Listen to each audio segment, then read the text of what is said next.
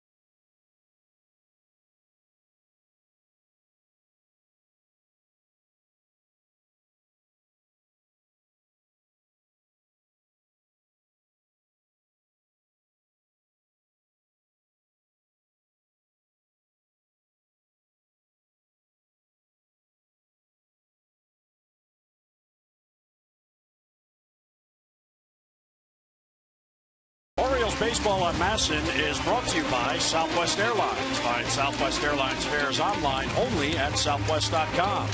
And by New Klondike Candy Bars. Nice night for baseball here at Camden Yards. Here's our train game time temperature. Visit trainsearch.com to find your local train comfort specialist dealer. It's hard to stop a train, really hard. 79 degrees, just a slight breeze, and that humidity is creeping up. 69 degrees under mostly cloudy skies. Well, the Orioles and Twins Game 2 in this 4-game series. Here's the Minnesota lineup. Santana, Dozier, and Mauer, who will DH and bat third. Big-time numbers in his career head-to-head against the Orioles. Marcus, Arcia, and Plouffe with Suzuki, Escobar, and Schaefer. Now let's take a look at Chris Tillman's pitch arsenal this season. The fastball at 54%. It's a good one. He has been down in the zone. He elevates when he wants to. Very effective pitch. The breaking ball, the big curve, 35% of the time, and the changeup at 11% of the time. He is certainly back to being the ace of the staff. 11 wins on the season, 3.41 earned run average, 171 2/3. He's going to get 200 innings again, back-to-back years.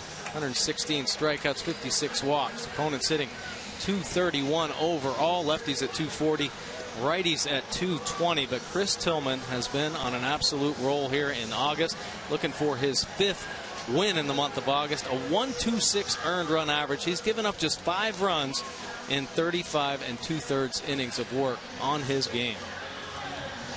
So Tillman making his 2nd start on the homestand. He won the first game of the homestand on Monday, going 7 strong innings against Tampa Bay, and that really set the tone for the week. They came off the 3 losses at Wrigley Field in Chicago, came home Monday night. They sent their ace to the mound, and he pitched them to a win. He sure did. I mean, he has stepped up big. Of course, last season really emerged as the ace of the staff with the 16 wins. Came close to getting 20. There were some blown saves at the end of the season for Tillman, and it was an up-and-down start for Tillman this year. But boy, the last few months he's settled in and really shown what he's all about. Well, he's got the 8th best ERA, or 6th best in the American League. And here is Danny Santana.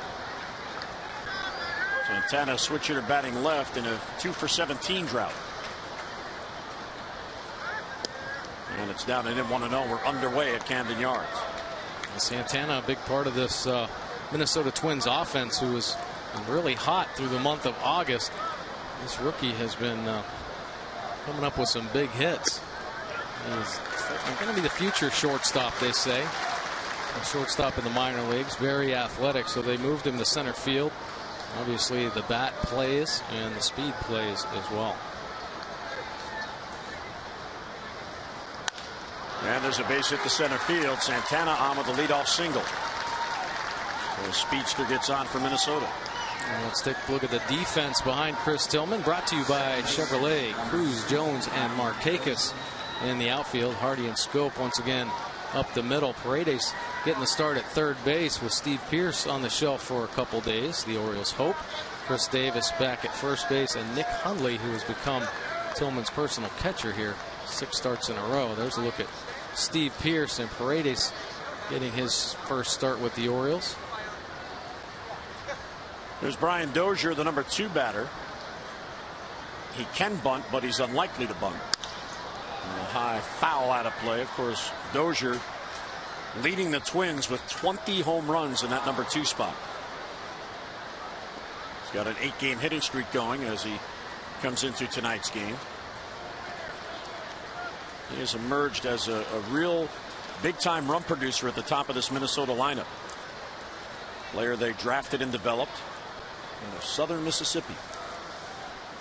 Actually came up as a shortstop, but certainly settled in at second base. I think for a lot of players, especially at the major league level, the speed of the game sometimes gets a little tough, and you have to be consistent and efficient to play that position night in and night out. And I think Ron Gardenhire felt that he was going to be better suited at second base, and it has certainly worked out. All-star team this season, and we talked about his offensive success, the 20 home runs with 30 doubles, 20 stolen bases, so quite an impact player at the top of this lineup.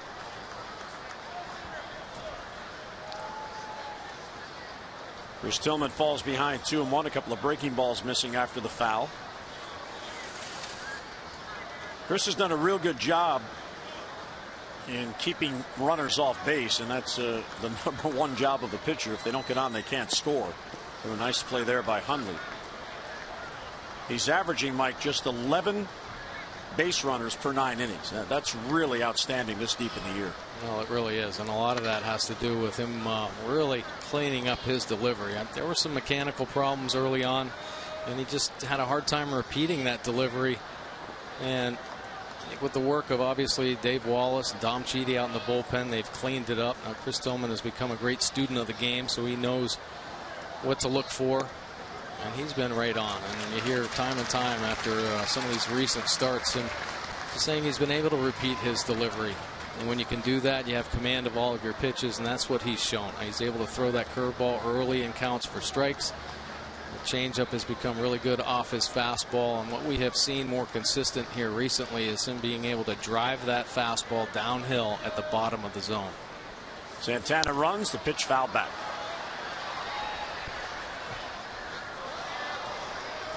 See Dozier leading the list for most runs scored, 94.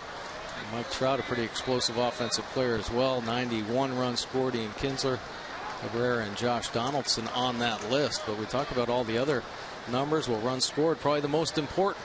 You're not going to win ball games if you don't put them across the plate, and Dozier leading the league in that category. So another 3-2 pitch coming here to Dozier.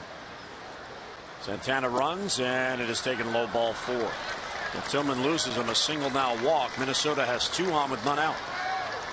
Pretty good pitch right there. Didn't go Tillman's way, but down at the bottom of the zone. Well, Dozier has a real good batting eye. He is 3rd in the American League in drawing walks. That was his 78th. In fact, Mike, this Minnesota team, a team that scores more runs than you realize, they're 5th in the league. But they're also 2nd in the American League in drawing walks. Ron Gardenhire has a team that doesn't mind looking over pitches, doesn't mind necessarily hitting with 2 strikes. Only Oakland has drawn more walks in the American League than this Minnesota club. Now, patient team. They get on base. They hit the gaps. They're not a home run hitting team, but they do pound out the doubles. And it's high 1-0 on Joe Mauer. Mauer 1 for 11 on the Minnesota road trip, which started in Kansas City and continuing here. Just 4 home runs on the year. He's playing in his 95th game. He is 2 for 7 against Tillman.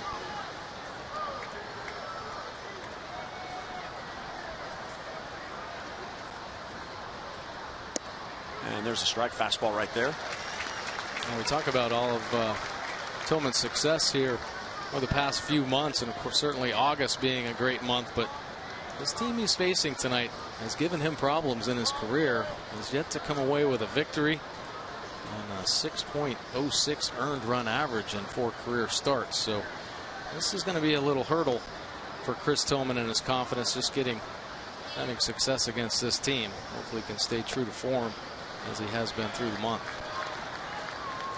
And trying to utilize that breaking ball, but he can't throw it consistently early on here for strikes, so he falls behind Mauer.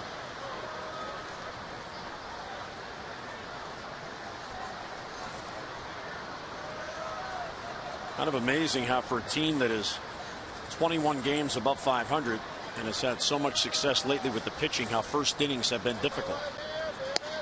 Swing and a miss, 2-2. Good fastball right there. Nick Hundley giving him the sign of approval, painting the fastball away right on the outside corner.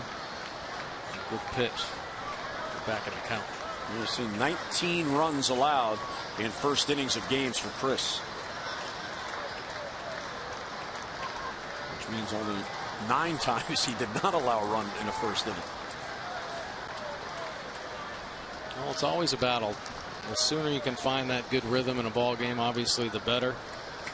And it has been a struggle. I think there were a lot more inconsistencies to that at the beginning of the season, the first couple months. But he has gotten better. When Chris Tillman finds his rhythm, and that's why you've seen him battle through and get deeper into ball games this year. Sometimes it takes an inning or 2.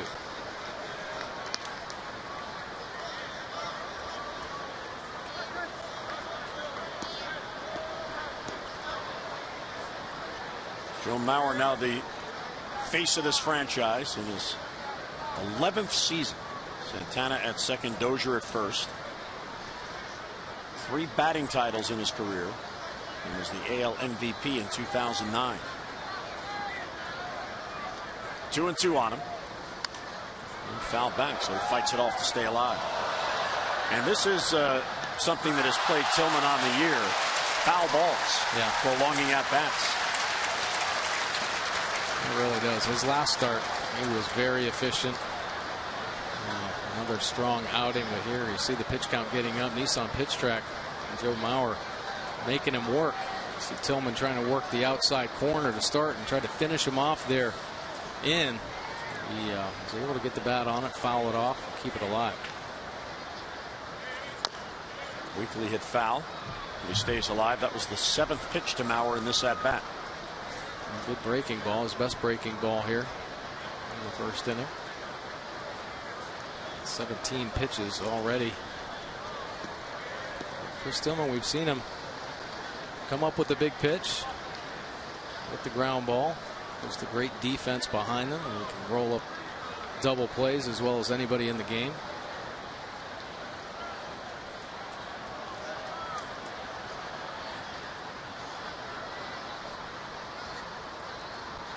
And he got him on the 2-2 pitch. So he comes up with a fastball, gets it by Mauer, and a big out, one away.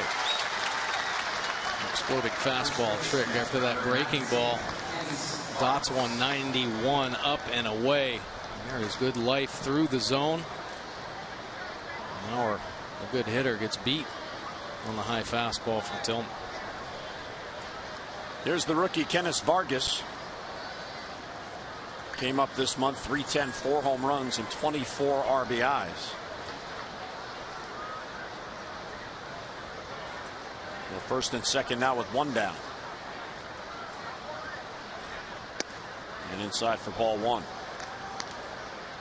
Well, Vargas has become just the 3rd player in Major League history, Mike, to have at least 34 hits and 24 RBIs in the first month of their big league career.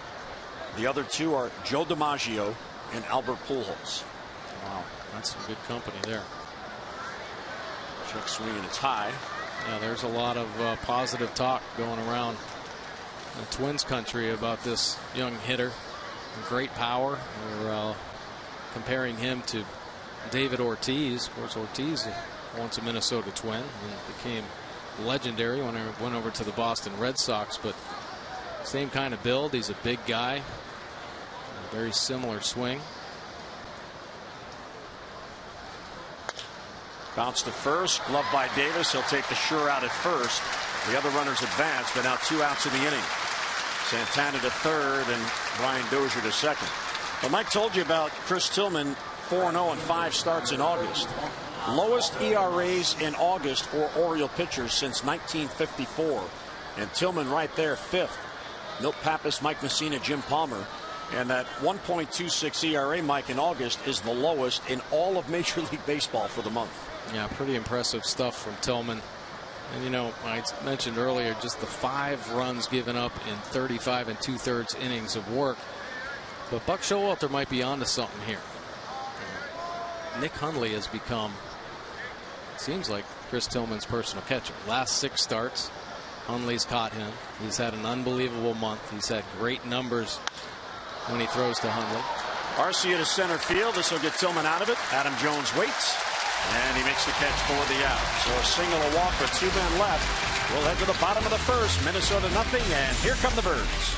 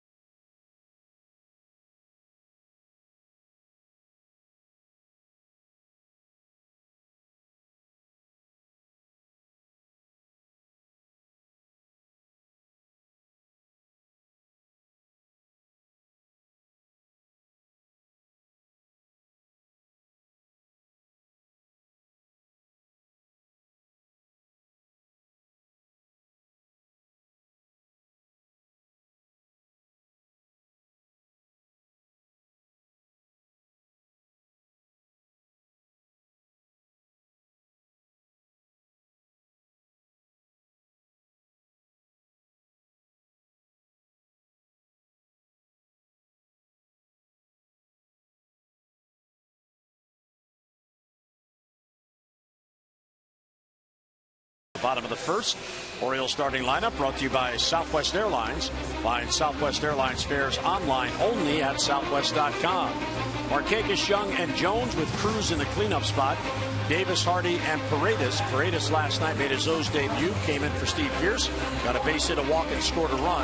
Hundley and Stoke for the O's. And let's take a look at Kyle Gibson's pitch arsenal this season. 63% fastballs. He likes it. It's a good two-seamer, heavy sinker. Had a ground ball rate up over 50%. The breaking ball had a good slider, occasional curve ball to both lefties and righties, and the changeup.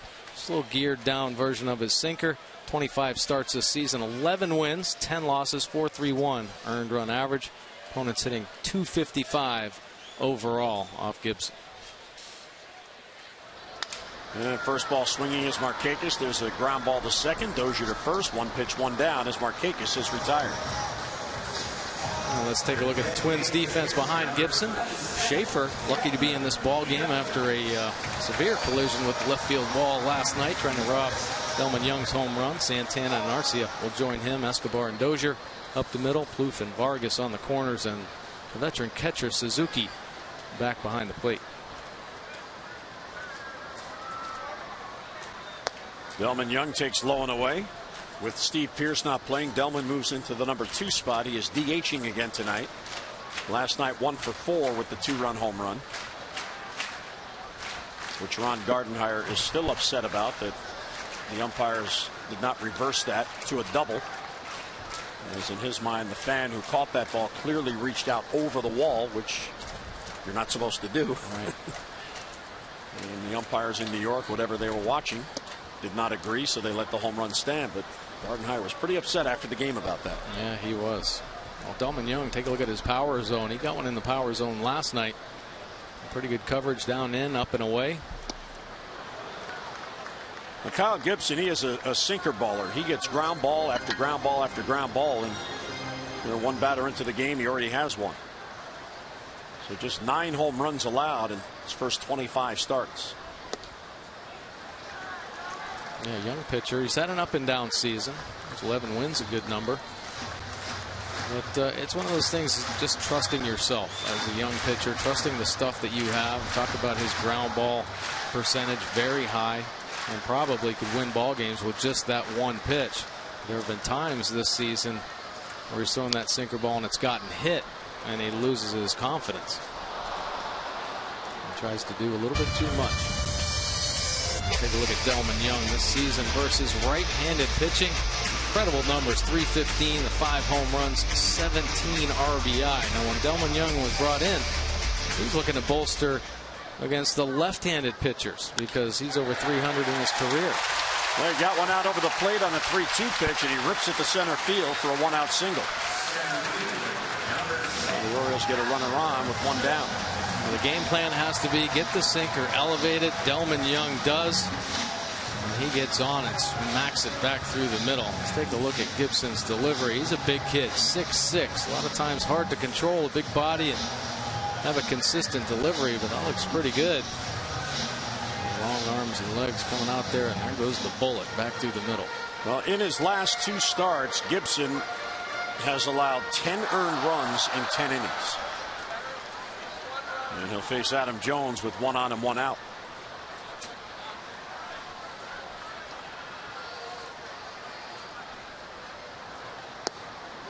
And strike right there, 0-1. Adams got a 2-game hitting streak going and having a pretty good homestand. He's now 6 for 18 on the homestand with an RBI. And now leads the Orioles in multi-hit games. He's got 48. He passed Nick Markakis, who has cooled off a bit.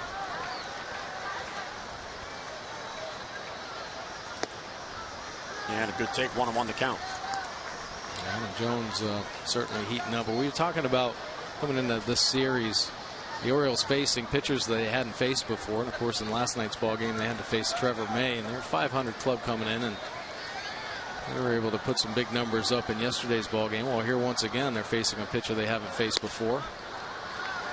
And you trust the scouting reports. You review all the video that you can gather.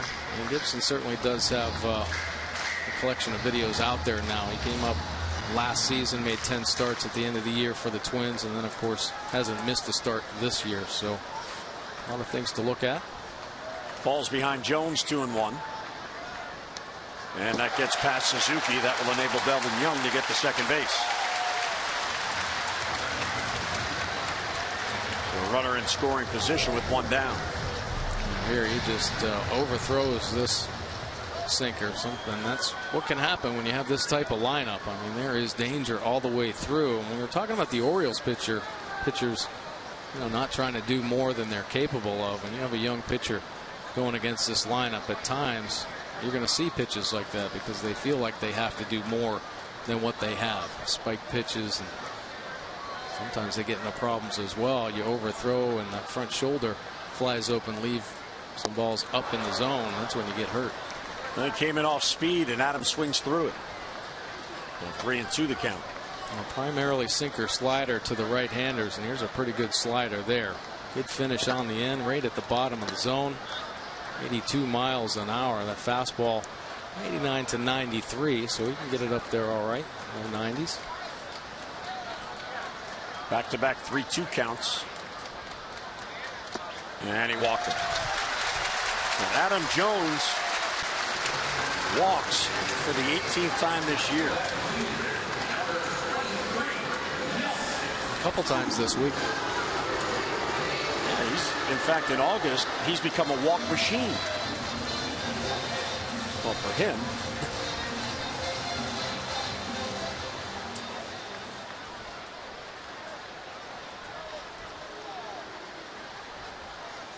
Good to see Nelson Cruz in the lineup after taking that fastball off the forearm in last night's ball game. And there's a strike, 0-1. Talking to Nelly at the batting cage today about what you were just talking about with Kyle Gibson, having never seen him before. And I said, well, what do you like to do when you have these situations? And he says, well, they give us the video and we read the scouting reports, but I like to get in there and look at him and react to what I see. So the other stuff is good, but I like to see it live and just react to it. He looks over 2 in a row there, so he's seen 2 pitches now has a better idea of what the video may have told him. Yeah, well, Nelson Cruz has had so many big league at bats that it won't take him long to figure out what this pitcher has. And I think that was a good take right there, realizing, okay, throws me a sinker on the inside corner, and it worked itself down and then off the plate. So, he can log that into his memory, and if he sees a fastball on the inside corner, then he's probably going to take it. Once it's up and stays flat, it'll work itself down and in. Well, Gibson is really hurting himself here. He has fallen behind now 3 consecutive batters after the Markakis ground out to begin the inning. It's a fastball by him. 2-2 on the swing and the miss. Pretty good fastball there. Now, obviously much better when he works it down in the zone, but right now in the early going, some problems with the consistencies. He spiked some balls, he's overthrown some, and now his pitch total getting up 18 already. See the pitch track, though, he is trying to keep it down that lower third. And he gets Cruz. So a swinging strikeout, a big out for Gibson, and 2 away. That's a good sinker there. 92 miles an hour. Big kid, so getting on top of it. And it just bores itself down in the zone. Release point coming in, and it is just burying on the bottom. Not really a strikeout pitcher. Averages about 5 per start. And that's in large part because a lot of those sinkers are put in play on the ground. Here's Chris Davis. So 2 on and 2 out now. Orioles trying to get a run here in the first. And Chris takes low 1-0. See, the shift is on. Dozier out there in the outfield grass, and the shortstop Escobar's on the second base side. And Vargas deep at first base behind Adam Jones.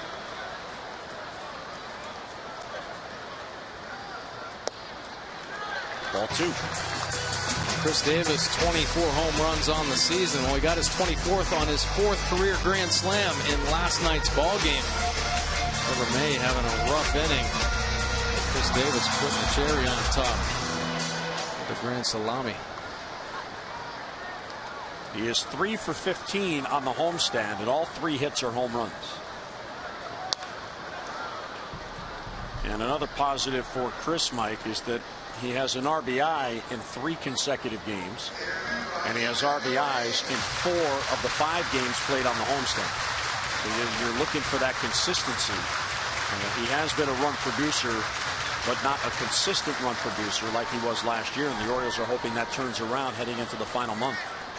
Yeah, just more consistent contact, because when he makes contact, typically there is damage done.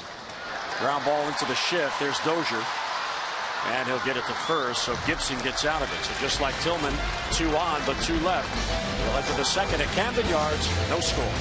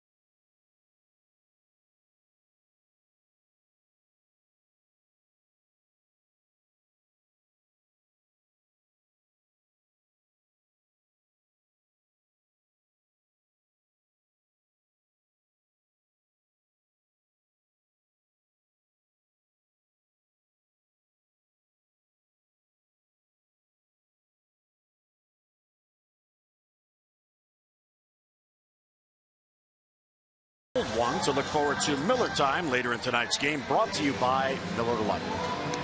This overhead view of downtown in the harbor, Pratt Street. No score, each team with a hit, each team stranded 2 in the first. Chris Tillman going back to work. Each starter had a single and a walk in the first, but both left stranded. Yeah, both able to work themselves out of a tough first inning. We saw Tillman up to 22 pitches there.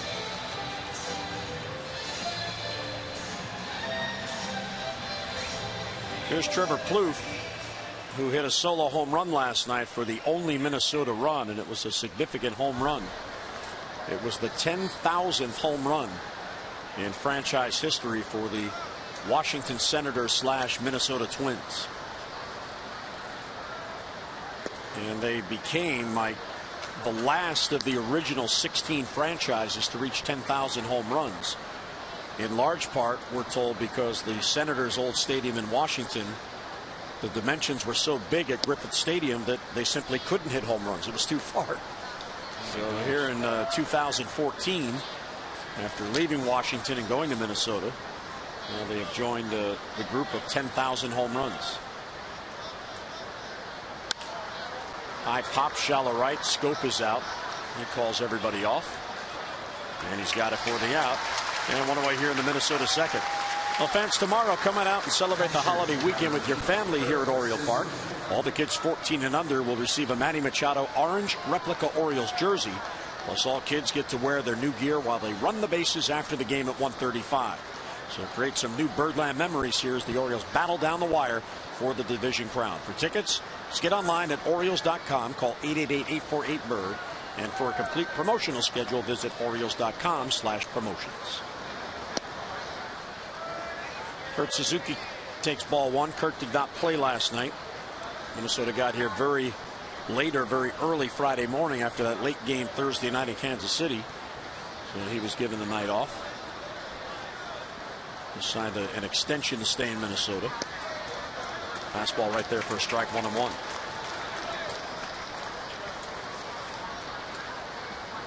Tillman averages 6 strikeouts per game while walking just under 3. And as Mike mentioned, his consistency has been amazing. That one hung. That chases Cruz back, and he reaches up, and it's off his glove and bangs against the wall. Just couldn't get back far enough, so there's a 1-out double for Suzuki. A pretty good piece of hitting there by Suzuki, and a nice effort just out of the reach of Nelson Cruz. And getting on a Tillman curveball. Cruz a nice line to the ball, but just off the tip. See the effort. Let's try there by Cruz. See how close it actually was. Needed one more step. So Kurt Suzuki picks up his 27th double. He's at second with 1 down. Second straight inning. Minnesota has had a runner in scoring position. So far they are 0 for 3 with runners in scoring position. Here's Eduardo Escobar, the number 8 batter tonight.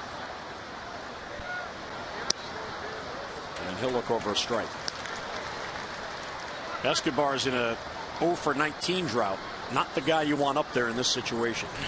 The law of averages tend to play out.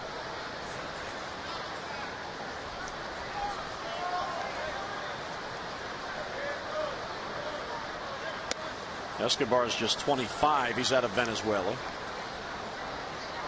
Minnesota does a really good job, as does Tampa Bay, of not only developing their own players, but recognizing young players in other organizations. When they make trades, they project for the future. And Escobar was one of those players. He was signed out of Venezuela by the White Sox, but Minnesota got him when they traded Francisco Liriano to the White Sox, as the Sox were looking for some veteran pitching for a postseason berth. And at the time, Escobar was a young infielder. And in 2012, he came over to Minnesota. Their scouts do an outstanding job of recognizing players in other organizations that become targets. Yeah, well, they have done a nice job for a number of years. Of course, the Minnesota Twins have run into some tough times in the last 4 or 5 seasons, but for years they were considered one of the best organizations as far as developing their own talent. Now reaching out and finding young players from other organizations to keep that nice influx of young developing players through their system. Of course, Escobar, one of them. Santana, talk about Vargas. They all have made tremendous impacts on this offense, especially this last month. So you should kind of showing what they're capable of. And you know, the Twins looking for these guys to be the new foundation really at the future. And he struck him out. Can't catch the fastball. And 2 away here in the second. Strikeout number 2 for Tillman. And Tillman's fastball up in the zone. He's gotten a couple strikeouts on that identical pitch. See it riding to the top. It looks good. But there's almost like a rise effect as it carries its velocity through the zone. Good Escobar. Well, Tillman fits the criteria that you just talked about with a young player coming to an organization. Both he and Adam Jones in this game tonight. They came over from Seattle in the Eric Bedard trade. And Chris Tillman was an A-ball at the time when he was acquired. And there's a weak swing and a strike to Jordan Schaefer. Now, Adam did have some playing time in the majors with the Mariners, but he had not yet gotten to the big leagues for good. So the Orioles scouts at the time recognizing potential, and they didn't miss on either of these guys. No, well, they sure didn't. I mean, might go down as one of the best trades in the history of the Orioles. These 2 guys, of course, last season, both of them all-stars. And both still very young. Tillman only 26 years old. And really that breakthrough season last year.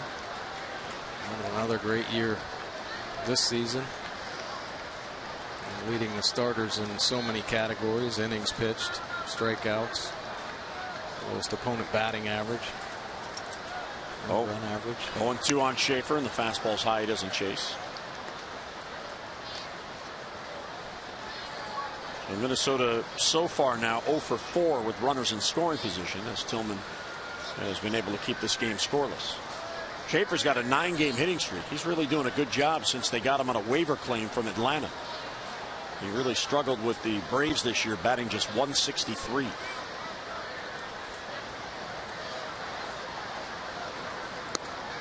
Minnesota actually lost a player today, as Samuel Deduno, who pitched in the game last night, they put him on waivers, and it was the kind of waivers that if somebody claims him, you don't get him back. You can't pull him back.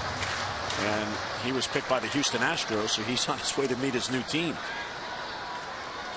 So they have 24 active here tonight.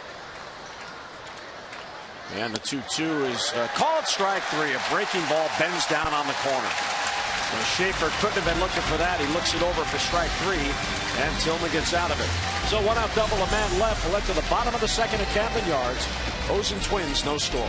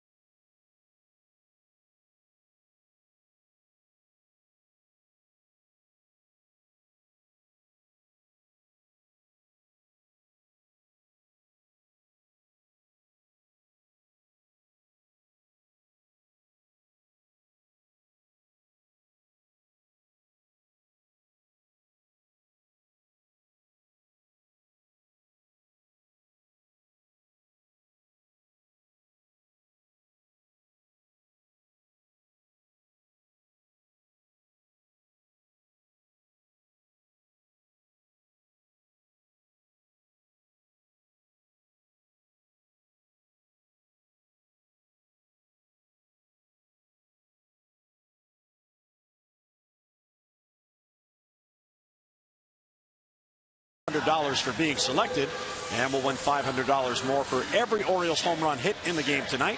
You can play the Orioles scratch off for the Maryland Lottery for your chance to be a contestant of the game and enter by September 1st to qualify. You could win a trip for two to the 2014 World Series. Find out how. Just get online, mdlottery.com/Orioles. Kyle Gibson going back to work. He allowed a single and a walk, but stranded two in the first.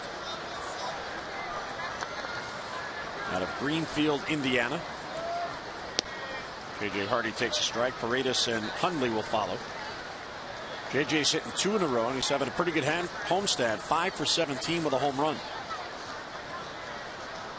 He's been driving the ball to all fields. Picked up a couple home runs to right center in this month.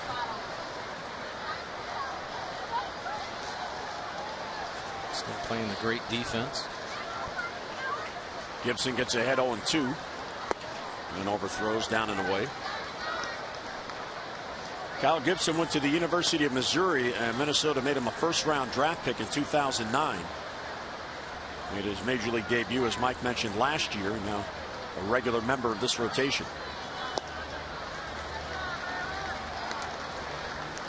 In August, he's gone 2-2. But what's alarming for Ron Gardenhire is his ERA in August, 5.76. So he has fallen into that trap of the starters giving up a lot of runs in the month. It's bounced towards third and foul. And their offense, though, trying to keep pace with the earned runs that the starters have given up. They've had an incredible offensive month. Very productive. He has 4 wins at home, 7 wins on the road. 2-2 on Hardy. And he fouls it off to stay alive. Take a look at J.J. Hardy's power zone this season. Good coverage up in the top of the zone. Really getting on top of the baseball. Should get it up and out over, and he's going to do some serious damage.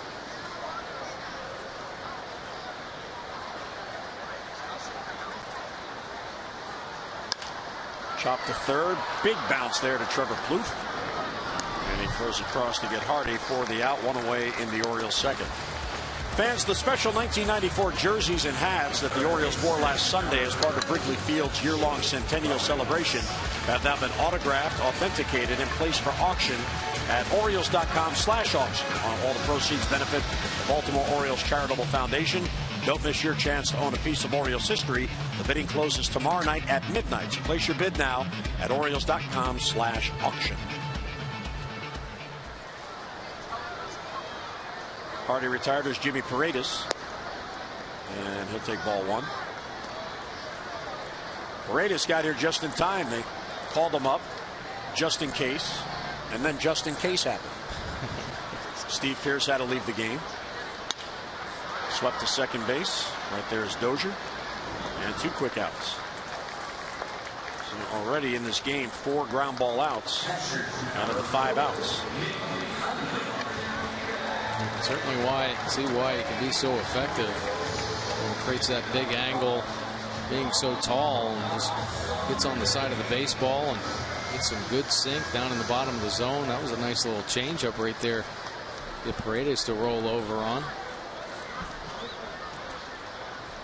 Nick Cunley's got a 4-game hitting streak going, including a home run and an RBI.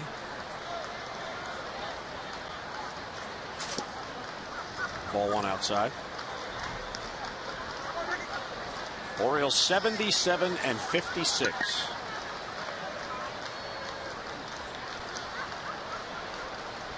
They are guaranteed their 3rd consecutive winning month. Strike on the outside corner, borderline pitch. I don't think Huntley liked that one. Birds went 16 and 12 in June, 17 and 8 in July, and they're 17 and 9 in August.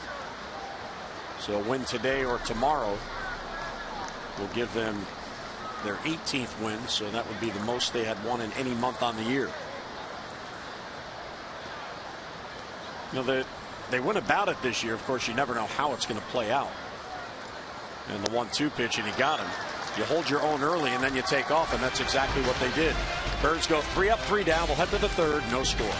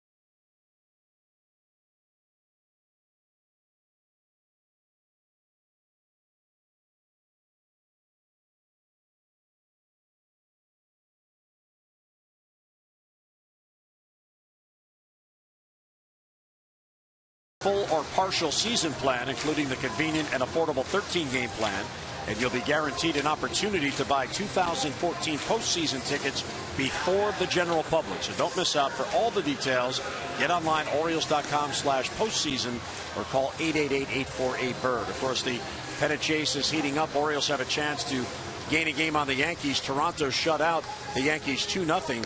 Drew Hutchison, very strong, 7 innings, no runs on 1 hit. 1 hit the Yankees got the entire game at to share a double. Jose Bautista hit a 2-run home run in the bottom of the 1st, and that stood up. So the Blue Jays beat the Yankees 2-0. Now the White Sox beat the Tigers 6-3, game 1 of a day-night doubleheader. Chris Sale fell behind 3-0 in the 1st inning and then didn't allow another run. Scherzer 6 runs, 5 earned in 6 2/3 innings. Of course, the Tigers are in that tight race with the Royals in the Central, and they're also in the race for the wild card. So that's a damaging loss for Detroit. There's Steve Pearce sitting it out tonight. The abdominal strain, which is not that bad. Throw to first, and safe is the call at first on the bunt. And Santana's on with a bunt single. First play over there at first base. Certainly bring Buck up. And take a look right here. Davis reaching up. Yep, he's safe. Speed wins that one. And Santana's 2 for 2. And gets on with the bunt single. Look once again. Chris Davis, the nice stretch, nice attempt there. Off the step. So Buck gets the word, don't challenge. Mike Pachlinski, the umpire at first, getting the call right. So Tillman has allowed base runners now in all 3 innings.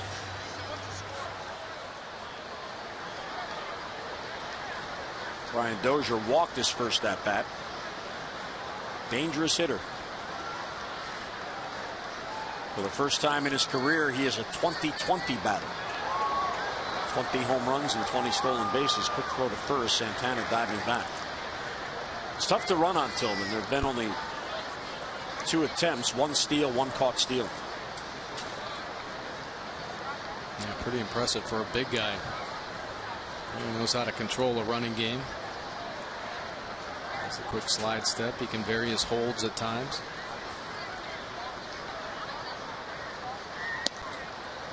Well, Dozier showed bunt, pulls the bat back. That may be to keep Paredes in tight at third.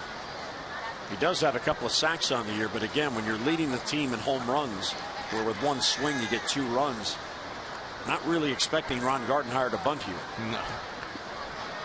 No, I think it was just a little ploy to keep Paredes in over there at third base and give him some extra opportunities on the infield. Of course, with Santana at first and Davis holding him, there's a big hole on the right side, and if you can suck that third baseman in, give yourself a better chance on the left side. And there is a look at the Orioles defense. Big hole on the right.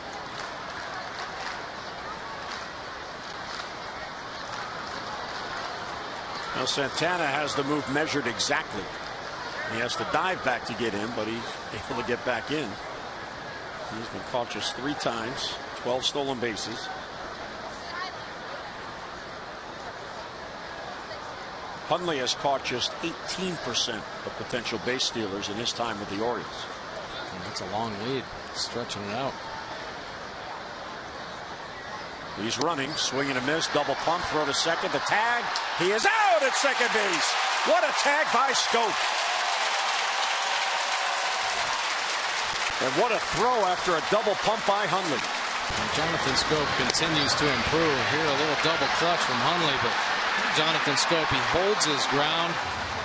Nice pick straddling the base. And yes, indeed, able to get that glove on his midsection before that foot got in.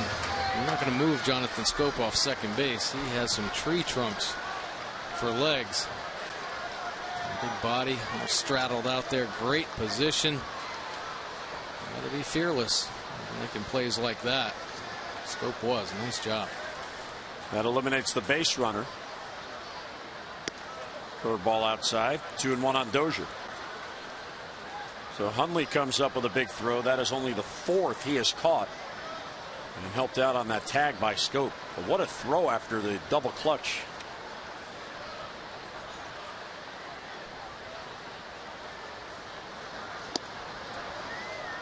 Ball 3. Take a look in here at Jonathan Scope's tag. He keeps himself in a good position. And take a look at the glove to the body and the foot not quite at the base. And then Santana runs into a wall. Yeah, I think that tag hurt. Yeah.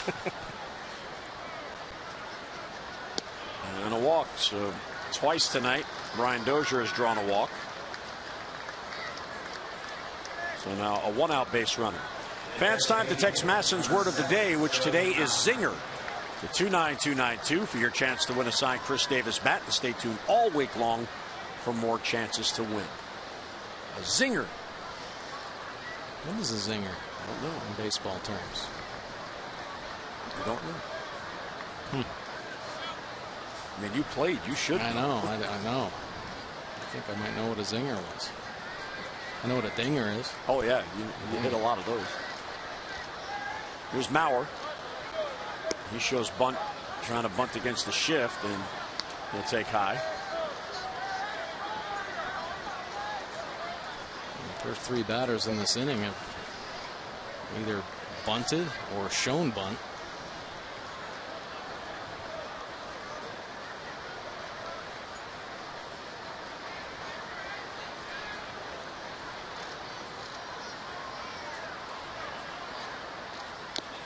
And swings through it, 1-1. There's Mauer, the #1 overall pick when he was drafted in 2001. And he grew up right there in St. Paul, Minnesota. So he is the local kid made good. And they signed him to that long-term contract. And the one thing, though, Mike, that he has not done, especially since going to Target Field, is drive in runs and hit home runs. He has just 4 home runs on the year in that #3 spot. He signed an 8-year, $184 million contract. Yeah, I think they were hoping more production as the contract works itself through. This is the 4th year, so he's only halfway through it. 1-2 the count on him. Runner at first, 1 down. And a swing and a miss. He got him. So Mauer's 0 for 2 with a couple of strikeouts.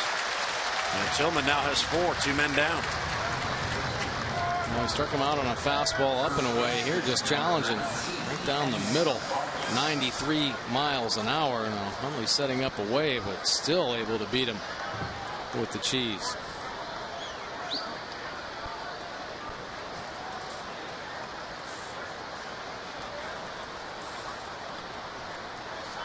We now know what a zinger is.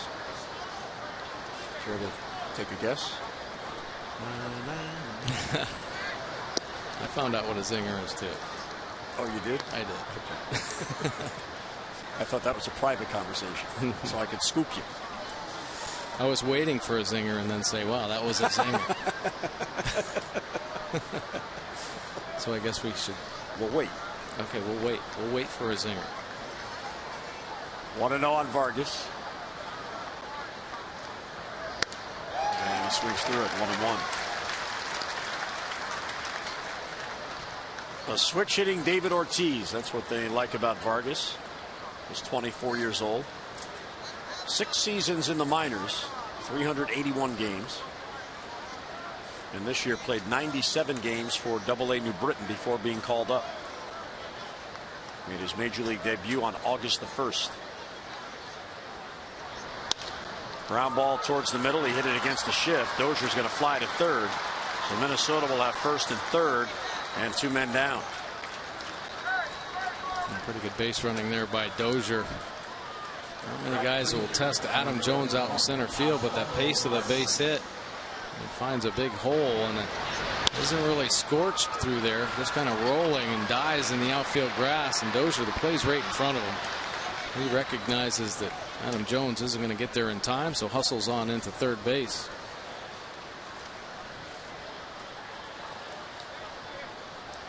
So Minnesota, with 2 hits in the inning, 1 base runner raced on the caught stealing.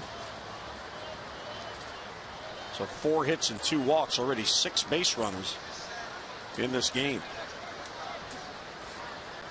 And here's Oswaldo Arcia, the right fielder. Outside ball 1. Tillman has struck out 4. He has walked 2, and he's allowed 4 hits, 3 singles, and a double. But he is not allowed a run. And the Twins have had some early opportunities. He's come up with the big pitches to get himself out of some jams. Nice block there by Hundley. Check swing. He did not swing. Mike Winter said he checked. So 2-0 the count on Arcia. Oh, that is a nasty breaking ball. Look at that bite. Holy cow. Nice block by Nick Hundley.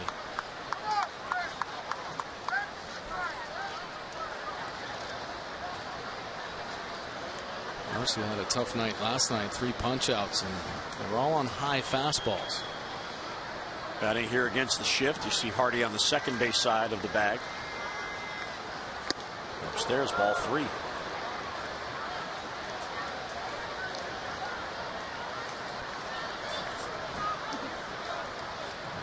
Look at the Nissan pitch track. Nothing close enough for Garcia to even bite on.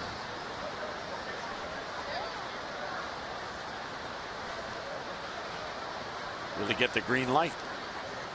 He does, and he pops it up. Cruz was way out there. He's charging in. Nelly gets to it. And he's got it for the outs. And Minnesota 0 for 6 with runners in scoring position. Strand 2 more. Mid-third at Camden Yards. No score.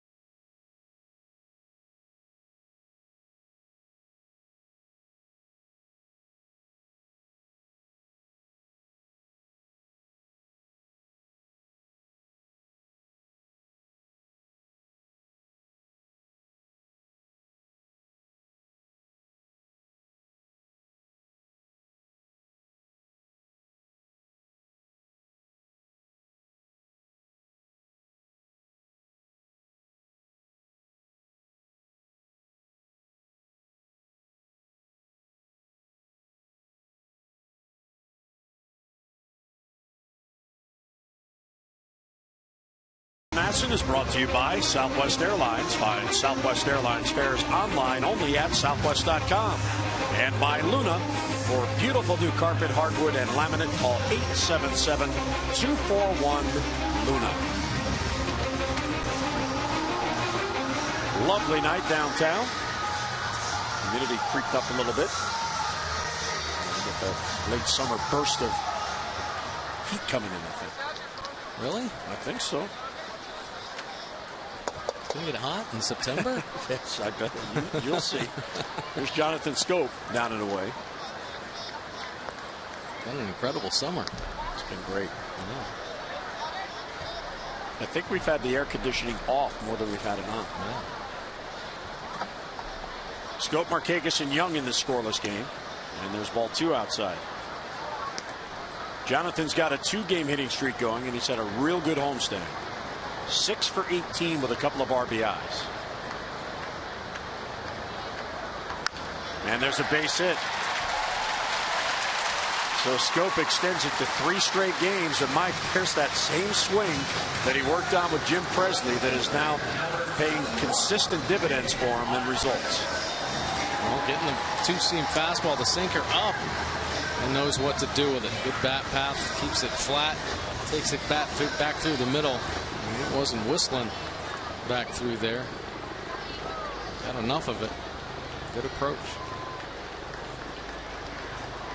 I like our guys, especially Nick Markakis. Of course, the Buck slogan. I like our guys.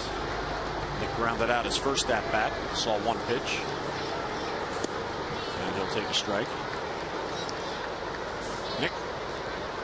Nick's got a 2-game hitting streak going, but he's had a tough homestand, just 4 for 24.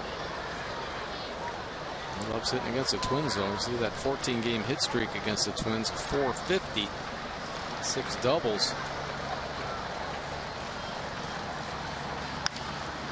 High fly ball down the line, a long run for Schaefer, but he gets to it. In a fair territory, makes the catch. Scope back to the bag. He bluffed to draw a throw, and he got the throw.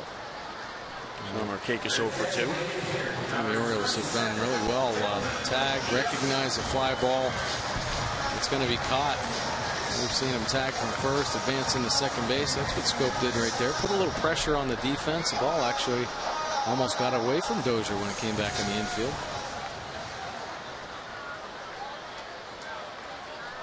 Here's Delman Young, who singled his first at bat. Delman DHing again tonight. He is 5 for 15 on the homestand. And foul straight down at the plate.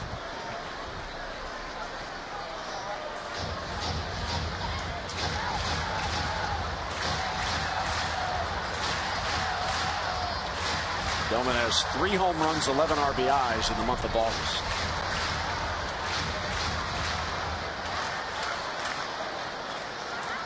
He'll turn 29 on September 14th, so still a young player in his prime.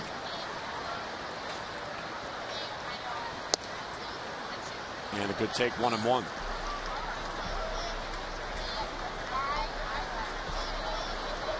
One of the things Delman has done in his career when he's been able to get to the postseason is get big postseason hits.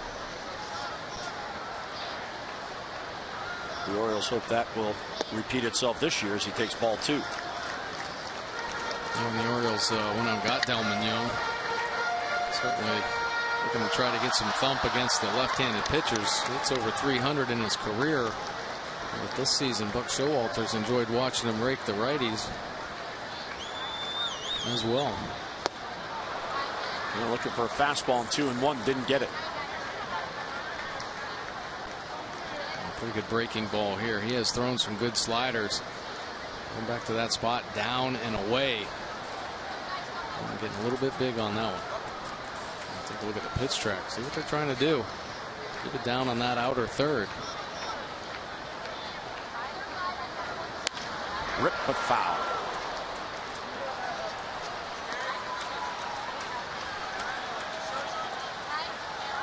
The teams with the highest OPS this month, on base plus slugging, Minnesota's at the top and the Orioles third. And I think the Nationals got into the number 2 spot just off last night. Right, yeah, they had a big night. The Twins have had an incredible month, along with the Orioles, the 2 best teams in the American League, the highest on base plus slugging percentage. This Twins team that was kind of quiet, they have the ability to score a lot of runs. A couple of these young guys, Santana and Vargas, oh my gosh, they have 75 hits this month between them. This team has pounded out 67 doubles this month. Talk about how adept they are at getting on base. Schoop does not run, and a check swing, and it's outside, and they appeal, and there's no swing. So there's ball 4, and the Orioles have 2 on. What a real good at bat there by Delman Young. So 7 pitches, and he draws the walk. It's now time for all fans to tweet their photo using the hashtag #MASSNFanPhotos for a chance to have it shown in a future broadcast. All brought to you by AT&T. Those young ladies doing that as we speak. Possibly tweeting their photos from the great seats they had there right by the dugout. Here's Adam Jones with a chance for an RBI. He's got 2 on and 1 out.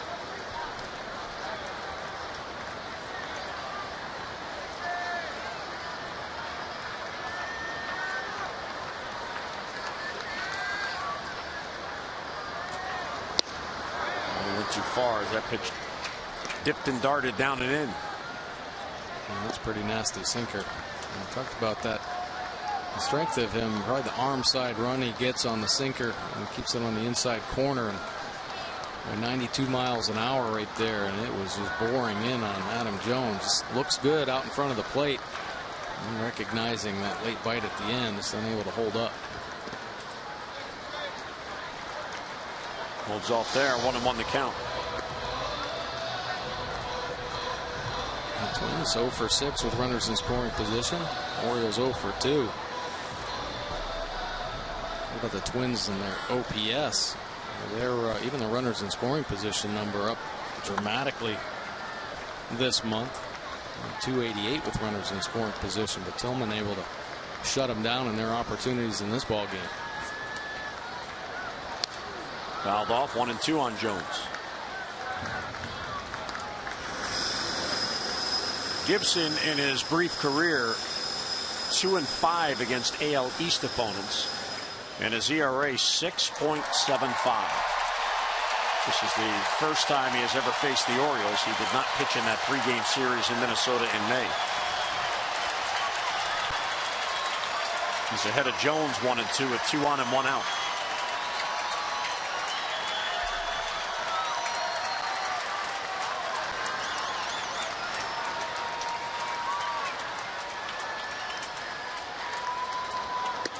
And he got him.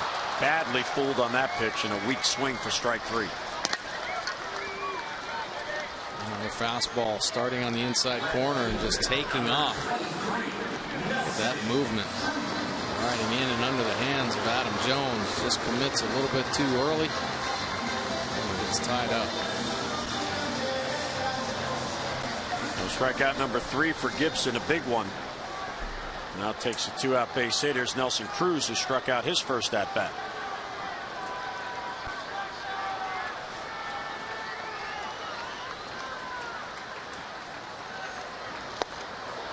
Swing and a miss. Another slider.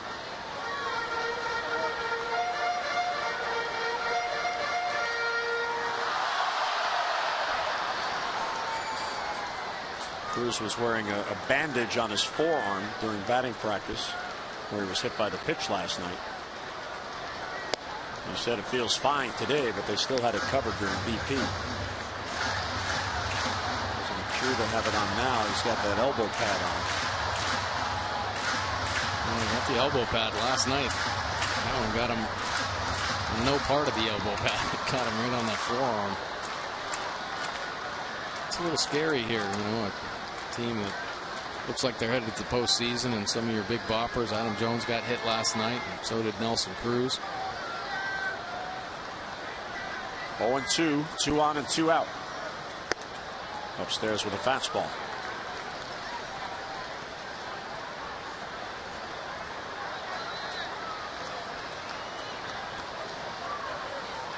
Gibson went 2-4 last year as a rookie, getting adjusted to the big league life.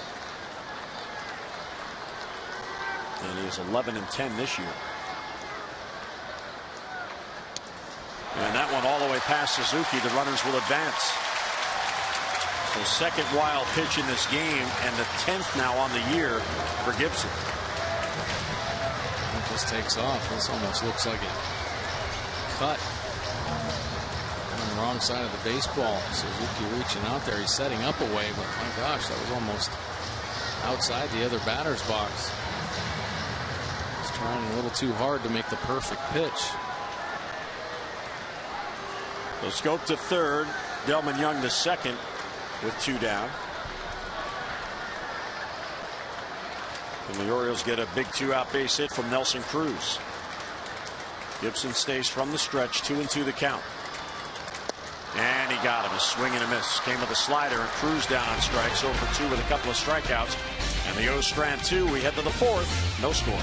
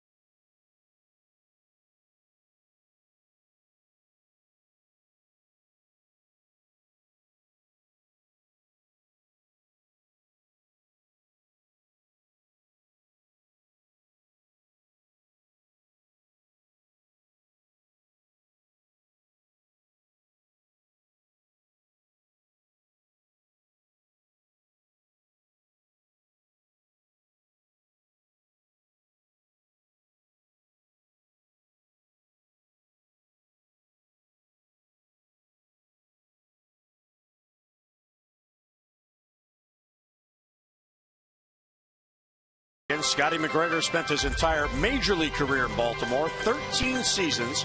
McGregor won 138 games and pitched to a lifetime ERA of 3.99. Scotty pitched a complete game shutout to help the Orioles win the final game of the 1983 World Series against the Phillies. And his 1.63 ERA in 6 postseason games leads the Orioles' all-time postseason record. Scotty is here today. Batting practice, the first group. Yeah, great to have Scotty McGregor teaching some of these young pitchers, in the system. I mean, he's been through so much, obviously, in his career. Pitched, won in the World Series, and he was a part of some incredible pitching staffs in the 80s. Staffs that are very similar to this year's rotation. Trevor Plouffe leads off for Minnesota and fouls it off to the right. Suzuki and Escobar follow against Tillman, who is in search of his first clean inning. Minnesota has stranded 5, and they've had 1 base runner caught trying to steal. That was Santana last inning.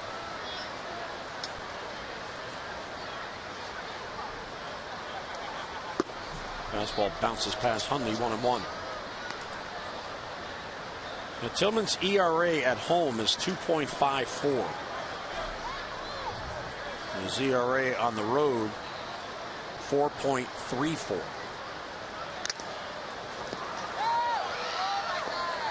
Kind of amazing. He is 7-0 on the road and 4-5 here at home, even though his ERA, there are the splits. Now 2 runs a game better at home than on the road. He gets a lot of run support on the road. 1-2 on Plouffe. Breaking ball's low.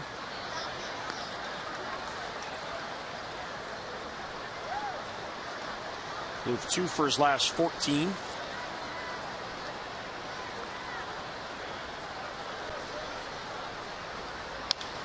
And he fouls it off his foot to stay alive. Now, speaking of the run support, Mike, that's exactly the reason how you go 7-0 on the road with a higher ERA. On the road, the Orioles get him 6.18 run support in his 14 starts. At home, half that, 3.85, and 12 runs in his home support came in 1 game on August 8th against the Cardinals. Hard hit ball, base hit to right field. So Plouffe going with it, and he's on with a single. And Minnesota has another base hit. That is their 5th already. I mean, you look at Tillman's season. In 8 of his 14 home starts, the Orioles scored 1 or no runs for him. Yeah, pretty amazing. Especially when you think about this Orioles offense that has been so productive.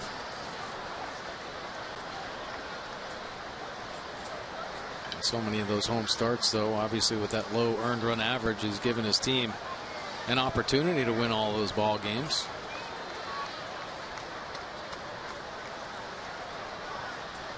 Here's Suzuki. Inside.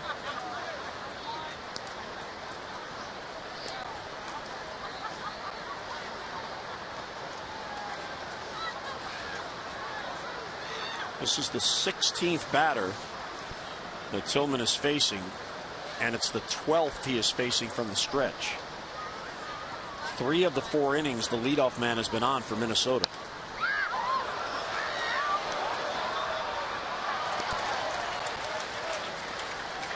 But 0 for 6 with runners in scoring position, so Tillman, even though he's allowing base runners, keeps getting big outs. He's really done a nice job, especially in these starts in August, about minimizing the damage when there are opportunities. We saw in his last start against Tampa, there was a situation where bases were loaded and he was able to roll over or get a ground ball double play, so he gave up the 1 run for the 2 outs, and that's all he gave up in that ball game.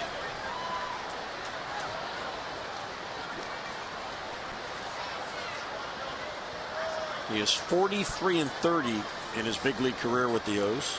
Only checking John Russell on the bench.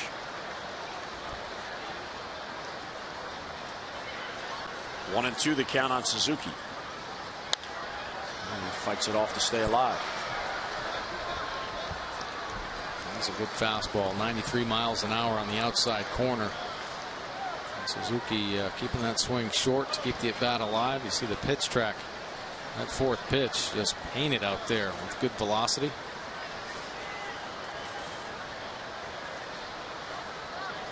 Tillman in his last 13 starts has lost just once. He has been that consistent. Outside 2-2. The one loss coming July the 12th, just before the All-Star break against the Yankees. He has gone 6-1 in that span with an ERA of 2.05, making Dave Wallace very happy.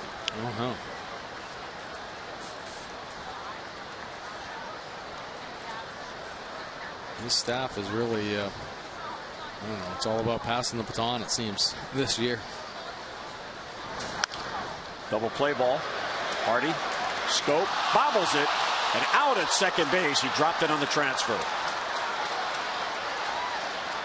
Jonathan had a little bit more time, I think, than he thought. Ron Gardenhire is going to come out and make sure. Pretty much a routine double play ball. Gets in the glove and just bounces out. Gardenhire is going to have a legitimate argument here. Yeah, I don't think he ever had it. And you talk about the transfer rule. Well, if a fielder doesn't close his glove, show that he has control. Obviously, isn't considered an out. And so many times you see second basemen just redirect with their glove. They never actually close it. Just bounce it into their throwing hand.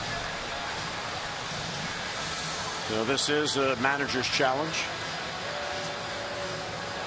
And Gardenhire wants to see if the out is legit at second base in his mind, or if it'll be overturned and he'll have two base runners with nobody out. Take a look here again.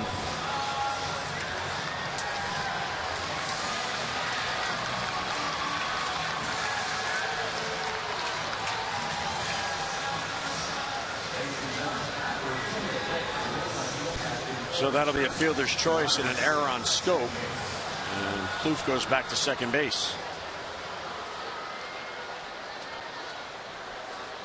And Jonathan's 11th error on the year.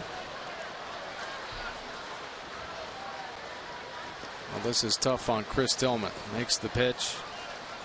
Loses that opportunity for potentially two outs. And now he's got to regroup, keep his focus, and execute his pitches here. Not let this inning get away.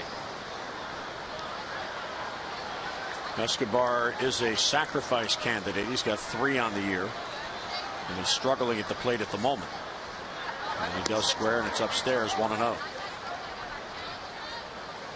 And you saw, or maybe you didn't, J.J. Hardy was talking to Paredes during the review, talking over this bunt situation, reminding him of his responsibilities at third base. And once again, J.J. Hardy in his ear. He is the field general, making sure everybody is in the right position. If there is ever a question on the infield, they all go to J.J. Hardy. And here in this situation with the bunt attempt, they want to try to get that lead out at third base. So Paredes will crash, J.J. Hardy will slide over. Well, Escobar was going to swing away there, and he takes a high strike. 1-1 the count. Joe Vavra, the third base coach, flashing signs to the hitter Escobar and the base runners Plouffe and Suzuki. And again, Paredes goes over to Hardy.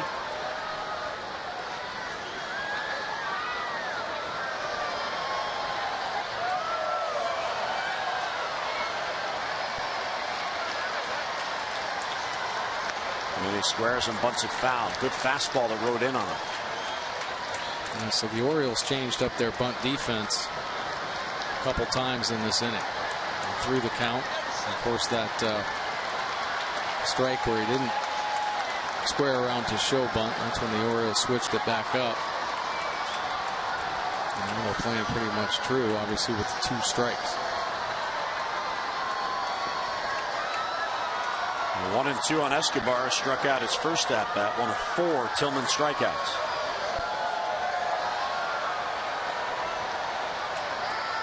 Outside, he lays off 2-2. So not only does the error cost Tillman a chance for a double play, it will extend his pitch count, and it also extends the anxiety of the inning with 2 on and none out.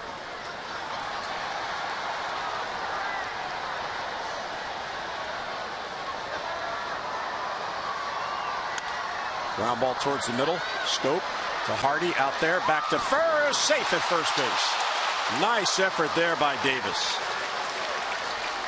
They do force Suzuki at second. Get 1 out. It was hit just a little too slowly, and Escobar has pretty good speed. Yeah, real good speed from the left side. Nice little touch feed to J.J. Hardy, and he just guns it, fires it over to Chris Davis. Nice athletic stretch attempt there, knowing that Escobar is getting down the line. Speed, look at him stretching to the baseball. Wow, that's unbelievable. May not get hurt on that type of play. Big guy stretching like that. Seen him make incredible athletic plays, obviously at first base, but his time over at third base, some nice diving plays, some barehanded plays. Jordan Schaefer called down on strikes his first at bat. Runners at first and third with 1 down now.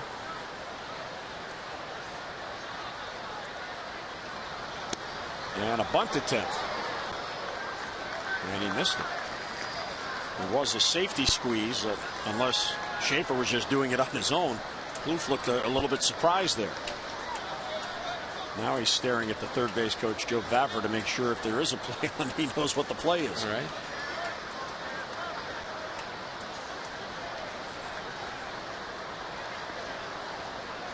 If you can catch the defense sleeping in a first and third situation, put a mark on the board and get another runner in scoring position. Line drive caught by Hardy. Softly hit for a big second out. So the runners have to hold, and now 2 men out. Well, fans, come out and join us on Labor Day this Monday. First 25,000 fans, 15 and over at the finale here against the Twins at 1:35. We'll receive an Adam Jones bobblehead to spend your holiday with family and friends at Oriole Park as the Birds push towards that division title. Every game matters, and tickets are going fast. So get online, Orioles.com, or call 888-848-BIRD for a complete promotional schedule. Visit Orioles.com/promotions. Adam Jones bobblehead. And here's Danny Santana, who is 2 for 2, including a bunt single. Swing and a miss. Real good call there by Hunter. Great breaking ball. Danny Santana is one of the hot hitters for the Twins. 40 hits this month, picking up the 2 tonight.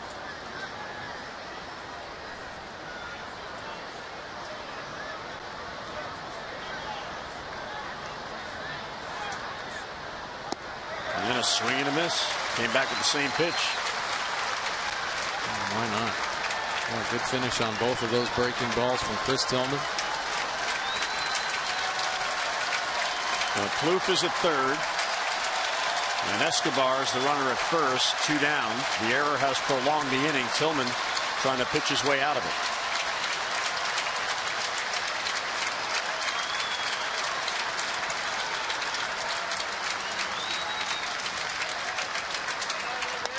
Bounced foul down the line. Very close. Mike Machinsky, the umpire, straddling the line, and was right on that.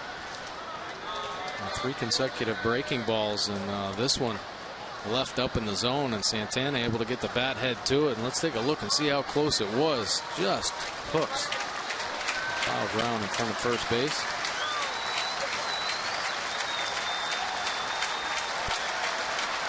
First and third with 2 down, 0-2 on Santana.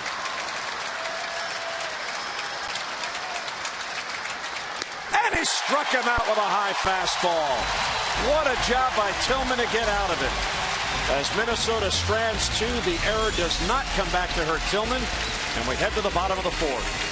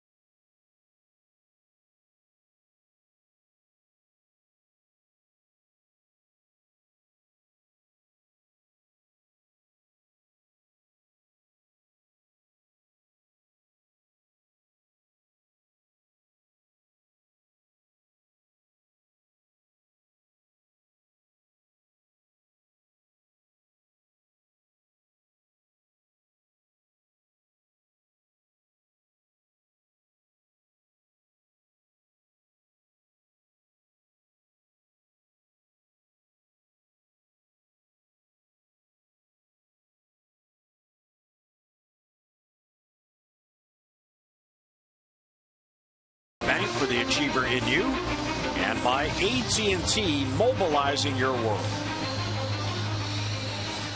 What a beautiful night downtown on this Saturday night. Labor Day weekend. Nice crowd on hand here at Camden Yards. A lot of orange down below as the Orioles try to make it back-to-back wins over the Twins and improve to 5-1 on the homestand, while also adding a game to their lead in the standings. The Yankees having lost, the Orioles can move 8 ahead of New York with a win here tonight. 57 pitches to get through 3 innings for Gibson. Here's Chris Davis. Fouls it off the other way, 0-1.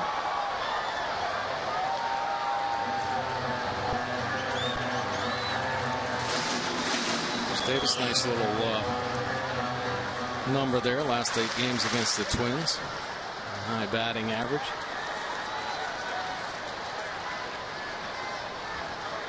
Hardy on deck, and then Paredes. Orioles have only 2 base hits. Inside, he lays off. Delman Young, a first inning single. Jonathan Scope, a 3rd inning single. Gibson has walked 2. The Orioles have stranded all 4 of their base runners. Bounced foul wide of first. And Kirby makes a new friend as he flips that souvenir into the crowd.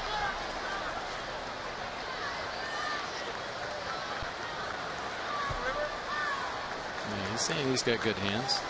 He's telling Vargas that. I still got him. I still got the good hands. Vargas, he disappeared.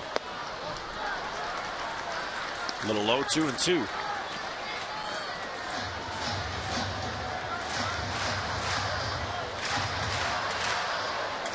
Davis has 14 hits in August and 7 are home runs. He also has 16 RBIs in the month, and he takes again ball 3. And I think this is a good sign as well, Mike.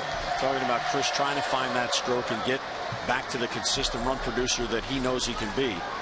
He's taken a lot of close pitches that are balls. He's not chasing. Yeah. Oh, he is a patient hitter. He really is. I mean, he still has he'll take his walks when he has to. I think he's been hurt by the shift a lot this season. It's certainly taken a lot of points off the batting average. Always a threat. You know, if he's in your lineup, he's got 24 home runs, so it's still in pitcher's head that they have to execute their pitches properly. It's not easy to get past Chris Davis. And it's low ball 4, so he works a leadoff walk. And that is the 3rd walk. Time for our PNC minor league report, brought to you by PNC Bank for the achiever in you. Yeah, Chance Cisco, just 19 years old, 2nd round pick back in 2013, and he's having himself an amazing season. 334 average on the year, 4 home runs, 62 RBIs. But take a look at the last 10 games: 359, 8 RBI, 4 runs, and 39 at bats. What a season. He was a former shortstop in high school. He converted over to catcher, and looks like he's going to stay there. I'm pretty high on him, one of the top prospects. Yeah, he is 2nd in the South Atlantic League in batting with that 334. Willens Astudillo of Lakewood is leading, 3 points ahead of him. And Astudillo is 22 years old in his 5th minor league season. Cisco is 19 years old in his first full season in pro ball. He was just drafted last June, so that's very impressive for him. Yeah, 19 years old, playing against guys coming out of college or have been through the minor leagues for years. Base hit past the dive of Plouffe. Orioles have 2 on with none out in the 4th. AJ Hardy staying hot. Take a look here. Gets after it.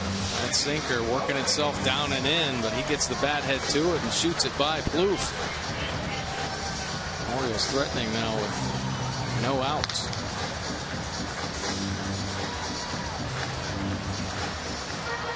And Plouffe signaling to the infielders what play they'll have on. So Minnesota now in the same situation the Orioles were just in. in the top half of this inning. Runner at first, a runner at second, and a possible bunt at the plate. Here's Jimmy Paredes.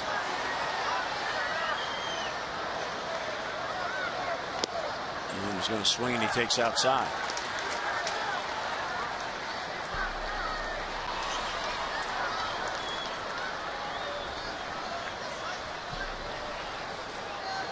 Paredes picking up his first hit as an Oriole in last night's ball game when Steve Pearce had to come out of the lineup. Showalter wants him to keep swinging.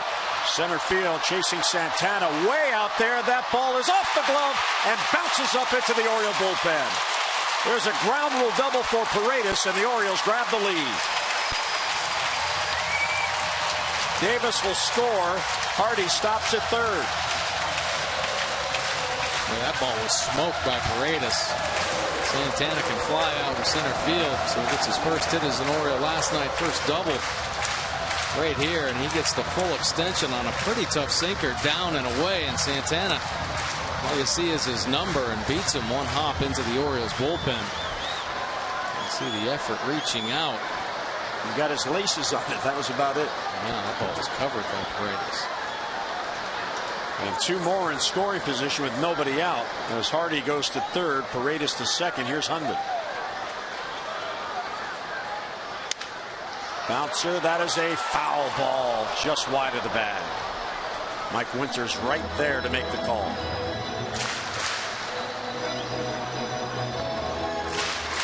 Well, Paredes, who did not have an RBI in his brief time with Kansas City, picks up his first RBI as an Oriole.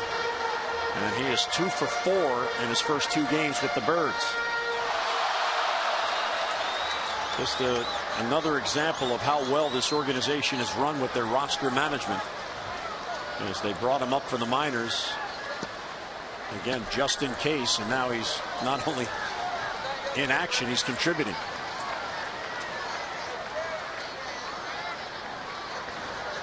Outside, that ball really moved. Yeah, Paredes offers some versatility. The Orioles will have to make a move tomorrow.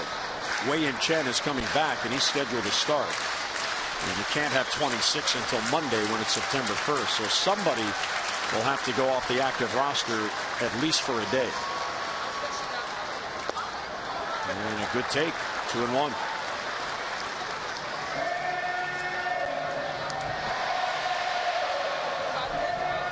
The Orioles are going at the moment with an 8-man bullpen and a 5-man bench. And Chen will be brought back. He was sent to Gulf Coast, and that season is now over, so he can come back. And Gausman will come back on Monday, but on Monday you can add as many as you want, right? Up to 40.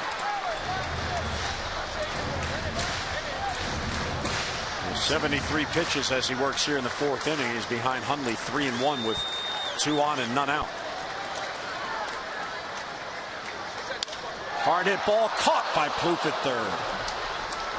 Tough break there for Hundley. Hit that ball well, but right at the third baseman, 1 down.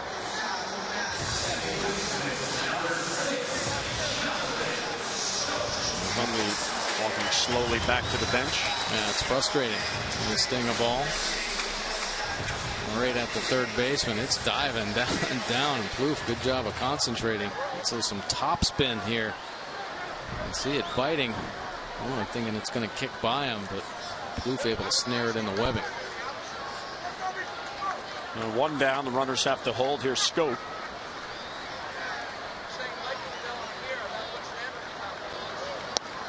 Late on the swing, 0-1. Like most pitchers, pitches are much more effective down in the zone. Kyle Gibson has shown when he can throw that fastball down, he'll get some pretty good sink. Look at the pitch track. That's where he placed it, right at the bottom of the strike zone. Jonathan Scope swinging right over the top.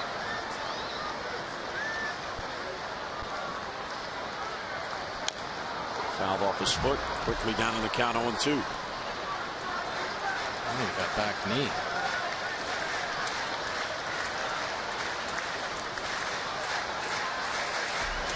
Shaking that one off a little bit.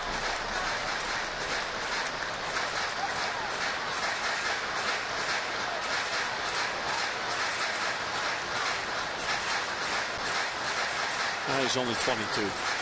He'll shake it off. Right.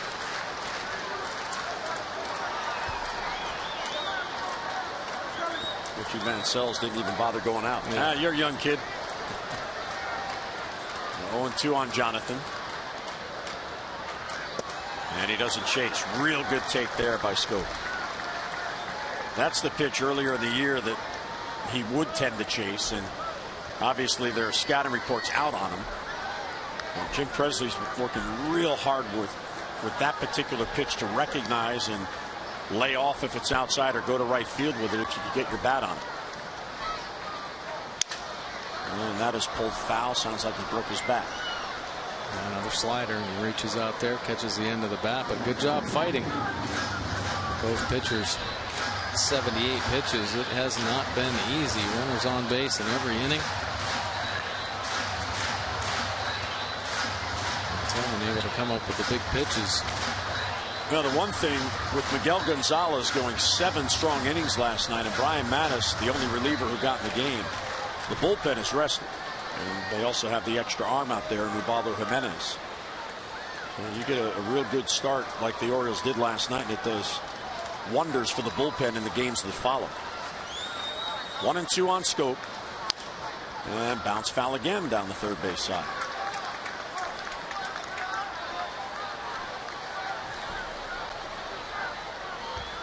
And you keep fighting, you keep battling. These pitches he's fouled off have been good ones. They've been too close to take. And you hope for a mistake. Another 1-2 pitch coming by Gibson. And he fouls it off again.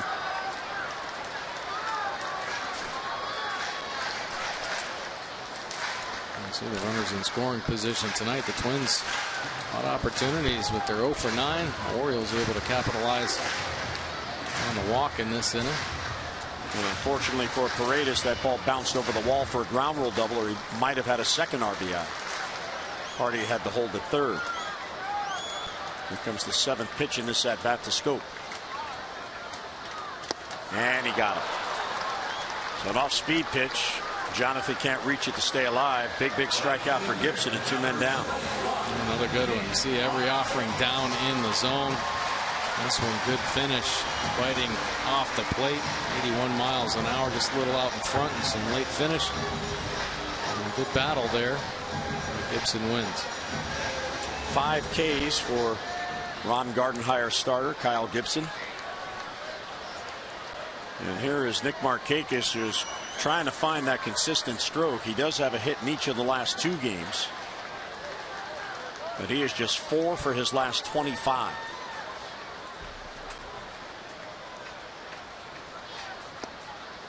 Nice block by Suzuki to save another wild pitch. Gibson has already thrown 2 of them in this game.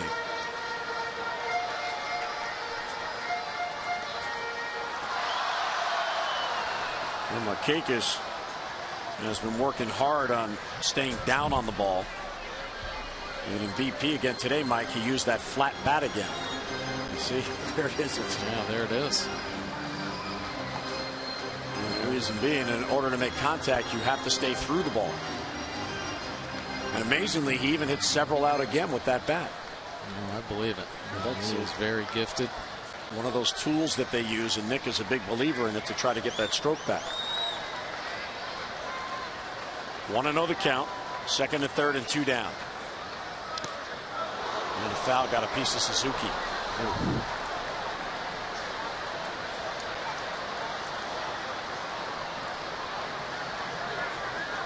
He's in a lot of pain. He got under the mask.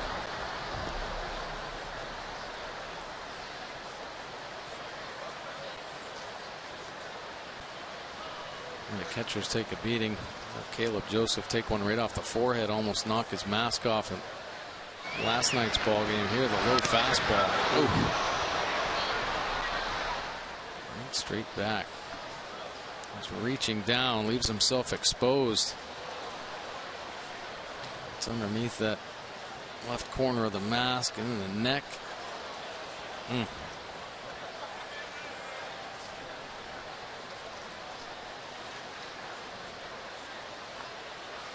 He is in a lot of discomfort. jaw. We're trying to move that jaw around.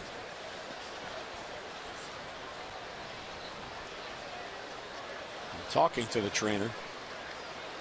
Maybe he lost his wind as well. You get a blow like that. You get reached out there. You expose yourself a little bit. I think it just squared him up on the jaw and rang his bell.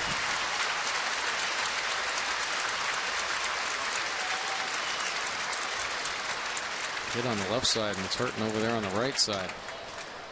Shook everything up.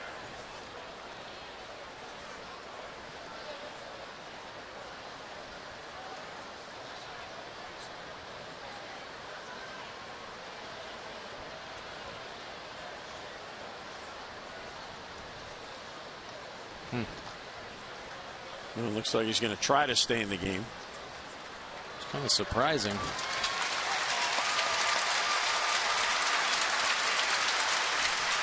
Andy Fletcher, the home plate umpire, talking to him.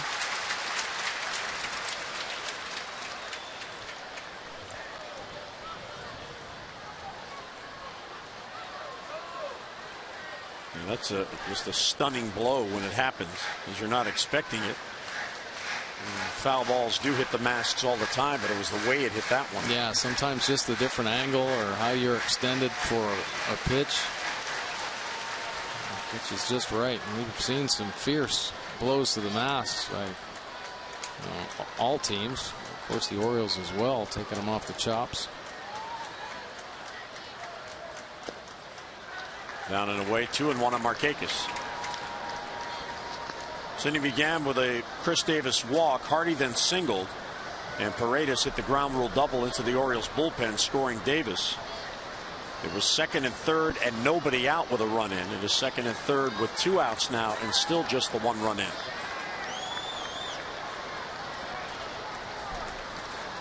Gibson trying to minimize the damage here and keep it to a 1-run inning.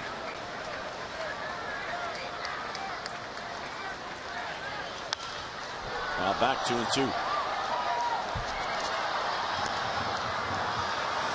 good sinker down there.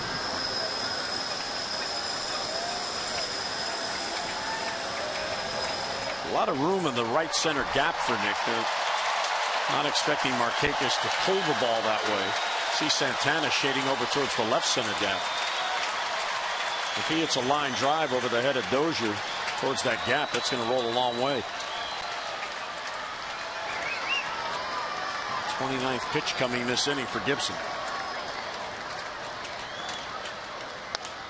Bounce to first, backing up on it Vargas, and he flips to Gibson, who gets Markakis, and that'll end the inning. The Orioles do get a run, but they strand 2 in scoring position. Through 4, 1-0 O's.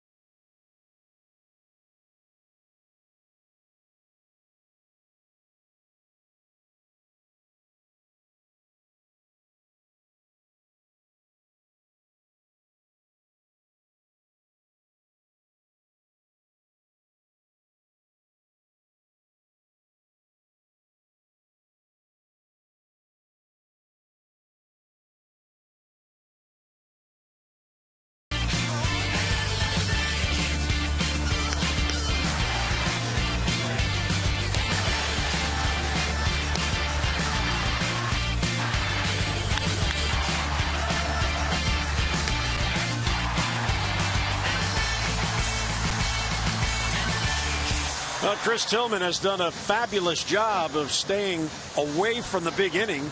Even though Minnesota's had base runners on all 4 of their at-bats, they still have not scored. They are 0 for 9 with runners in scoring position. They have stranded 7, and there was the 1 caught stealing. So he has done a very good job, and he would love to get a 3-up, 3-down inning here and get his team back to the plate. He has come up with some big pitches when he's needed them. Brian Dozier leads off for Minnesota. A little high, 1-0. Dozier has been up twice. He has walked twice. 3rd in the league in walks. He now has 79.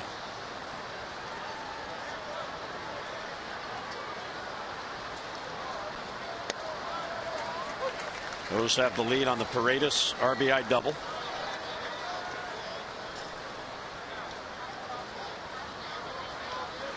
Just missed a home run, and unfortunately it bounced over the wall for a ground rule double. He would have had another RBI. And then a strike in the outside corner, 1-2. So Tillman finally gets ahead of Dozier. And he starts him off with a changeup and misses for a ball, and then back-to-back fastballs. I think Dozier a little bit in between, thinking throw him some off-speed pitches. Take a look at the pitch track. That first pitch, changeup up and out of the zone. High pop-up left field, long run for Cruz towards the corner. Nelly's there, and he's got it for the out. Foul territory. He almost overran it. That ball stayed up there so long and won away. Fans receive 50% off on all tickets during next week's Red Series when you help the Orioles support the American Heart Association. The Orioles are serving as the mission engagement chair for the 2015 Baltimore Heart Ball.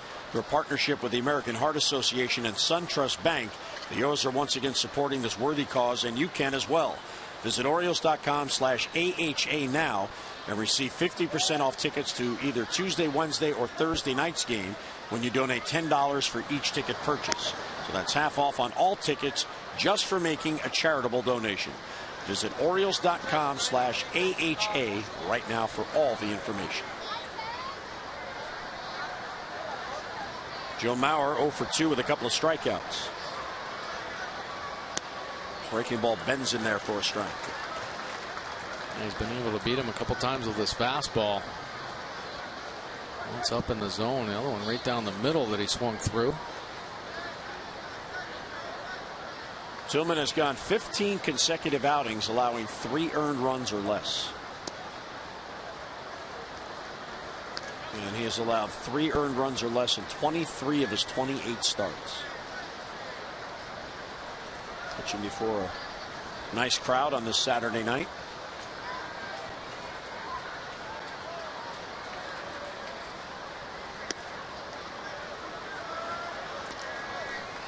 We'll take a look at the highest career average active players, and Joe Mauer has been raking for a long time. A minimum of 3,000 plate appearances, a .319 batting average.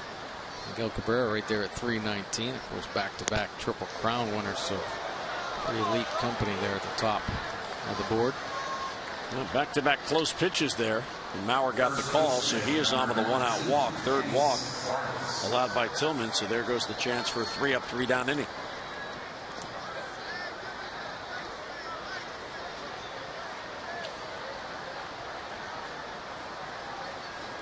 Here's Kenneth Vargas, the rookie first baseman. Orioles are going to shift on him. That's another thing Paredes has got to get used to, the adjustments that this Orioles infield makes for each batter and even throughout the count. And Paredes sliding into a very familiar position. We talk about his versatility, play all the infield positions and outfield, but more comfortable at second base. And there he is up the middle on the second base side.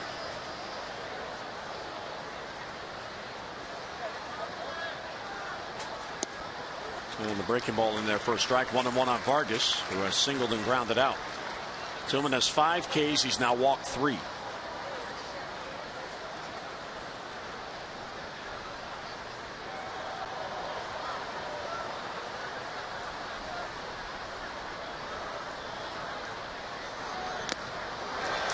And he gets it by him. Now, Tillman tonight, Mike, is really showing how the maturity and the experience is now aiding him in the games like this. He obviously has struggled with keeping men off base, and that's been a strength of his on the year. But he is not yet allowed to run because he keeps making good pitches when he needs to get big outs. Maybe as a younger pitcher he might not have had that. Well, that's indeed the case for Chris Tillman. I mean, he continues to grow and learn, about himself, and I think he's been aided recently by Nick Hundley behind the plate, and of course his pitching coach Dave Wallace. Well, yeah, he's gotten himself in jams and come up with the big pitches. He trusts what Hundley's doing behind the plate right now. Pass Davis. That ball was ripped, and that's heading towards the corner. Markakis was towards the gap, so he'll fire back in. Mauer makes it to third. So there's another single for Vargas. And first and third again with only one down. And take a look. The fastball stays pretty much in the middle of the plate. He gets on it. Stings it right by Chris Davis. A 2-hit night for Vargas. 6 hits allowed by Tillman. Mauer, who walked, is at third, and here's Arcia. Minnesota trying to get that run back and tie the game.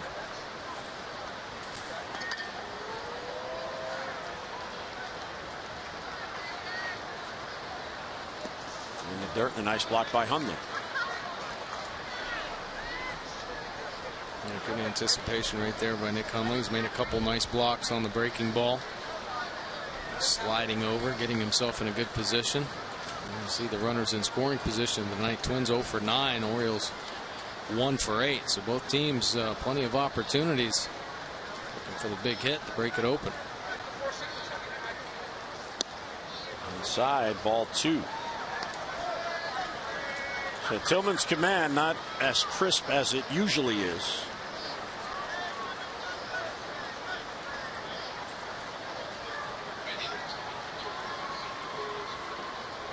Tommy Hunter now getting loose and just began to throw.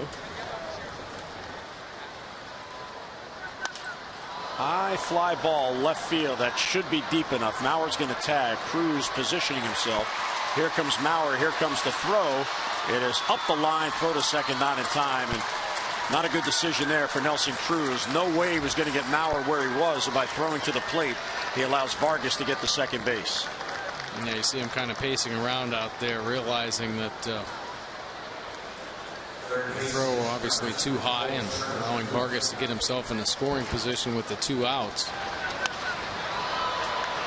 See Arcia getting the pitch he can handle, driving it plenty deep enough. See J.J. Hardy pointing the scope to cover second. He wanted that ball to come in there. So the go-ahead run now in scoring position with 2 down. And here is Trevor Plouffe. Singled his last at bat, 1 out of 2. So we're tied at 1 on the sac fly by Arcia.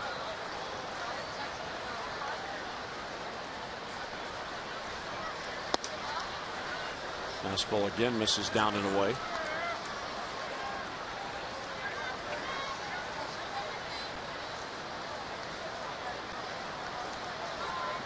We talked about Chris's struggles facing the Minnesota Twins. Kind of been a nemesis for him. And he isn't as sharp as we've seen him through this month, but still battling and making the big pitches when he needs to. But you see the career numbers there against the Twins. 0-3 with a 6.06 in his 4 starts. But they're a nice job just limiting to the 1 run, but they have had him on the ropes every inning. He's had to dig deep and come up with that big pitch.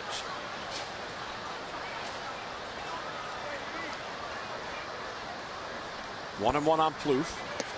And again down and away.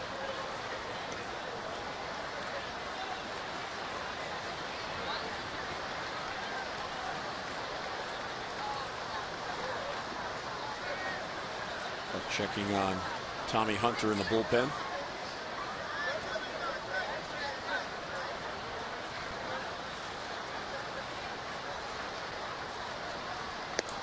And he swings through it 2-2. Best fastball velocity-wise in the ballgame here, 94 miles an hour. Runs it through the top of the zone. Nissan pitch track with a couple pitches down and away. Looking that upper third, just up and out on the last pitch.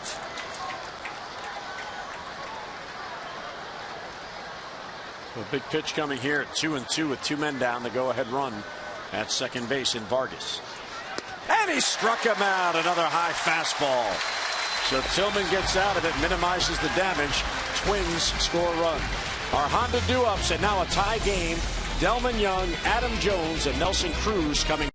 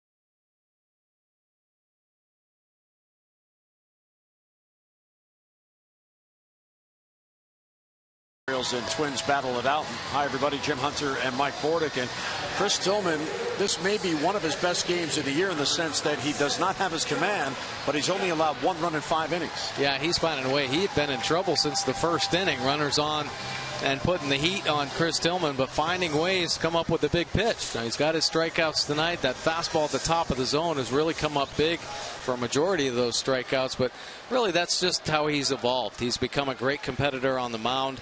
He always gives his team a chance to win, and even when he doesn't have his best stuff, he's going to battle through and find a way to compete and hope that this Orioles offense comes up with a big knock.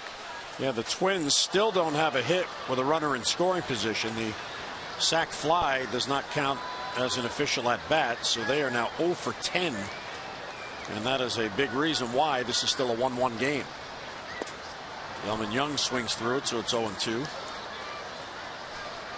Delman has been on base twice.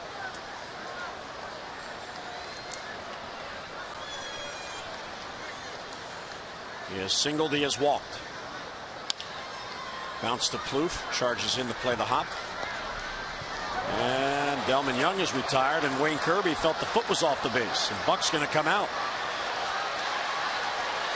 The throw sailed, and Vargas may have taken his foot off the base. We'll see. A lot of times when the throw goes up the line, it's hard to control that backside and see Vargas's foot off the base, and then it looked like it came back down and touched the top. See the reach, and the foot is definitely off the base there. By the time Young able to get to first, Vargas just a little toe tap on top of the base. Yeah, right there.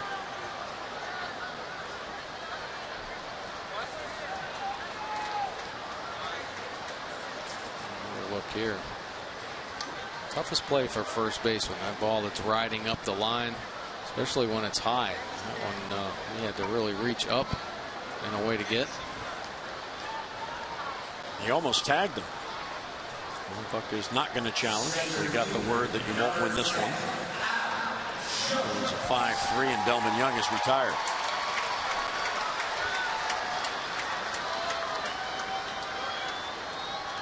And Vargas saved Plouffe an error. Here's Adam Jones, who has struck out and walked.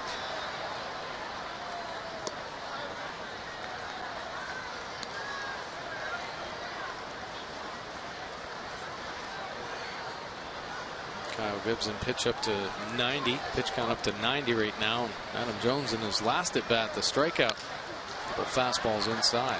Deep short. Escobar has a long throw and out. He got him. Wow, what an arm by Escobar to get Adam Jones. And 2 down here in the 5th. Pretty good play, shaking out that right arm right there. The chopper takes him deep into the hole. He's about 8 feet out on the grass. Adam Jones always hustling down that first base line. You got to get rid of it, and he does. Another good stretch there by Vargas.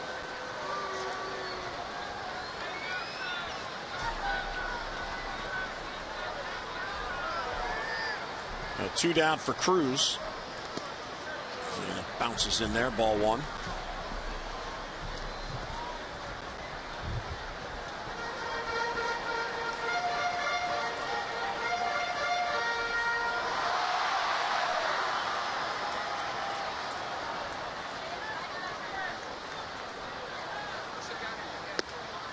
And a high strike call, 1-1. Look at Adam Jones as he's hustling down that line. Making sure everything's okay.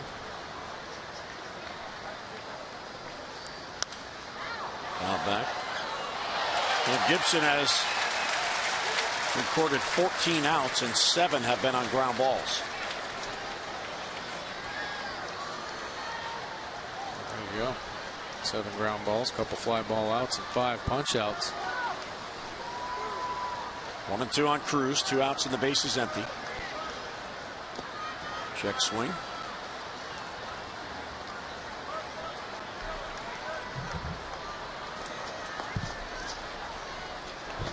Dozier shading up the middle.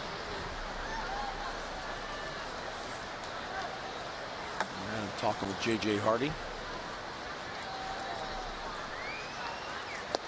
And Cruz goes down on strikes. He's had a tough night. He is 0 for 3 with 3 strikeouts, and the Orioles go in order. We'll head to the 6th. Orioles and Twins tied at 1.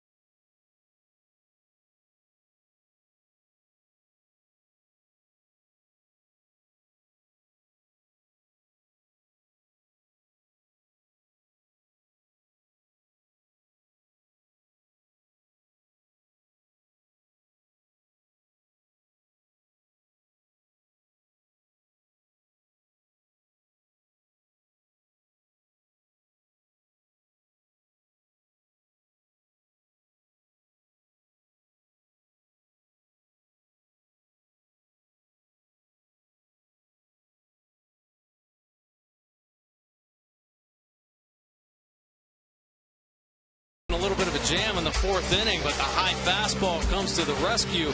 Big punch out there. And then it's Paredes. 2 hits in as many nights. This one, an RBI double as it bounces into the Orioles bullpen. Chris Tillman, another high fastball. Helped himself out there in the 5th. Take a look at Chris Tillman's pitch arsenal tonight. 68% fastballs.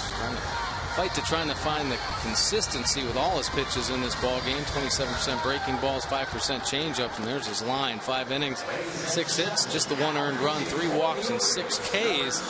Our Geico 15 minutes could save you 15% or more on car insurance.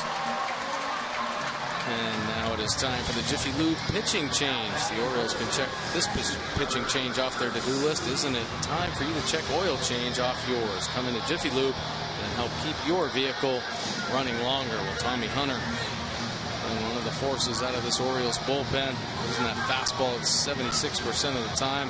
Real good breaking ball 24% of the time. The power arm, get that fastball up in the high 90s. A couple wins, 3.47 earned run average, 36 punch outs, 11 walks on the season. Opponent's hitting 247 overall. Lefties are at 250. And he gets ahead of Kurt Suzuki with a strike. And Tommy pitched on Wednesday against the Rays. His last outing, pitched an inning, gave up just the one hit and a strikeout, no runs.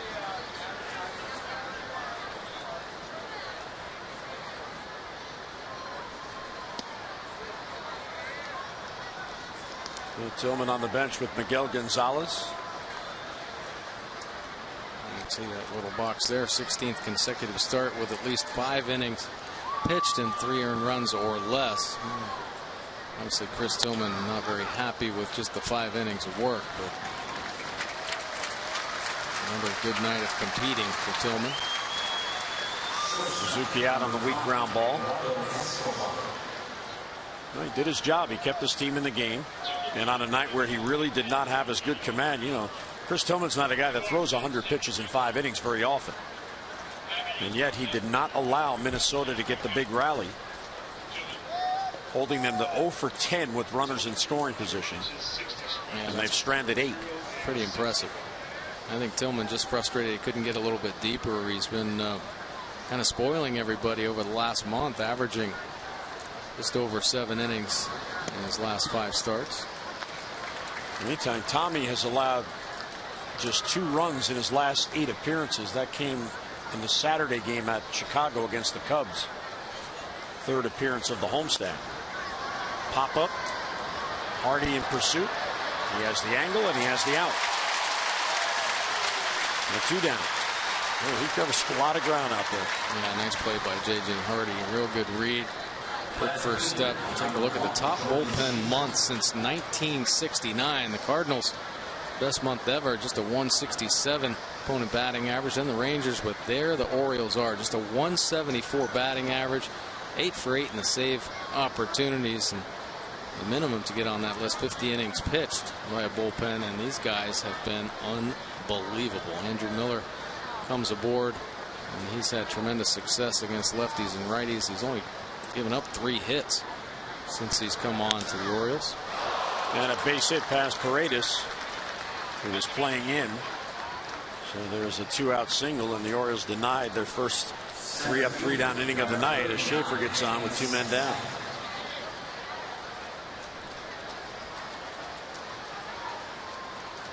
The Orioles bullpen ERA in the month is 3.02. They've been just so consistent.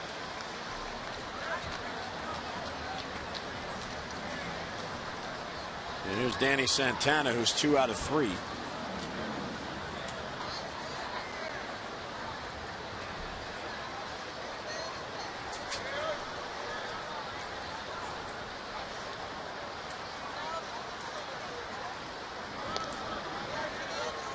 The bullpen has not allowed a run since that Saturday game against the Cubs.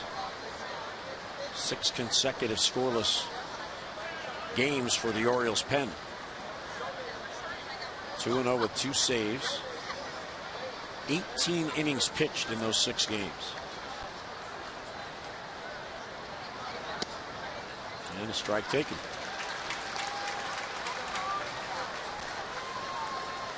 And it's a confident group right now. A lot of Darren O'Day, really the leader of that Orioles bullpen. Dom Chidi coming on has certainly made an impact. A lot of the arms out there. Santana fouls it off. Hunter gets ahead of him 0-2. And Tommy is the type of pitcher, he easily can pitch 2 innings and bridge that gap. Tillman only goes 5, so Tommy could pick up a couple and get this game to the 8th, hopefully with a lead. So at the 8 pitches, 7 of them strikes. Now he's had incredible command lately as well. Schaefer is a base stealing threat, and he does go. Swing and a miss. So down on strikes goes Santana. It won't matter as Schaefer heads to second. A 2-out hit, a man left. Mid-6th. We're tied up at 1.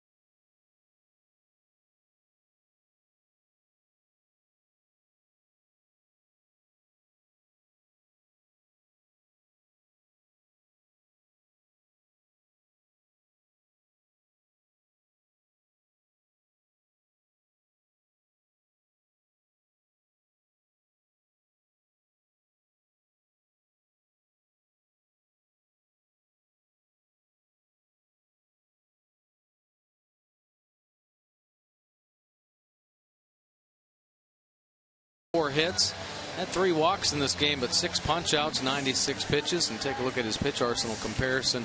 52% fastballs. Seen a lot of teams go to their off-speed pitches against the Orioles. He showed a pretty good sinker, but 30% fastballs, that's 5% more than he's used. And even the changeup used more often than he has this season. He gives way to Brian Dunsing. Fastball at 58% for the lefty. Breaking ball 32% of the time. And a changeup at 10%. Take a look at his numbers on the year. 3.21 earned run average, 29 strikeouts, 19 walks in his 47 2/3 innings of work. Opponents hitting .256. He has given up the 5 home runs, all 5 coming from the right-handers. Works that fastball in the low 90s. Good slider and curve. Well, he has been scuffling a bit as of late over his last 6 outings. He'll face Chris Davis down at him 1-0. He's allowed 6 runs in his last 6 appearances total in just 4 1/3 innings. It's an ERA of 12.46. Trying to work his way out of it here. Lower that, bring it back down, get his confidence going again. Minnesota began the day with an 8-man bullpen, but then Samuel Deduno, who pitched in the game last night, was claimed on waivers by the Astros, so he left the team today.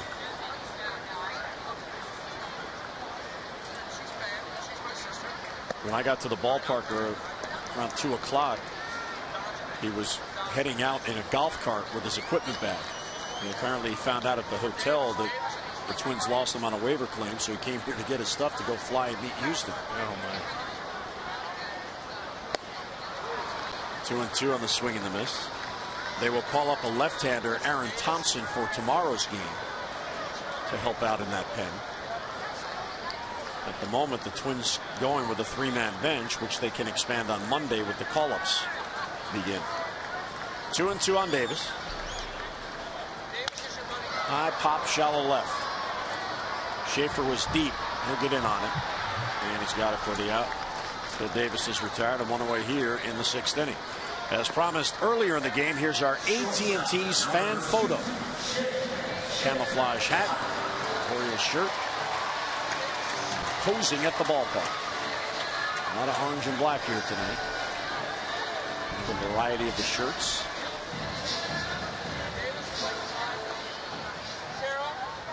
Fans are waiting for some offense to cheer. Yes, they are. 4 hits on the night. Orioles have stranded 6. And Minnesota has stranded 9. Here's J.J. Hardy, 1 out of 2.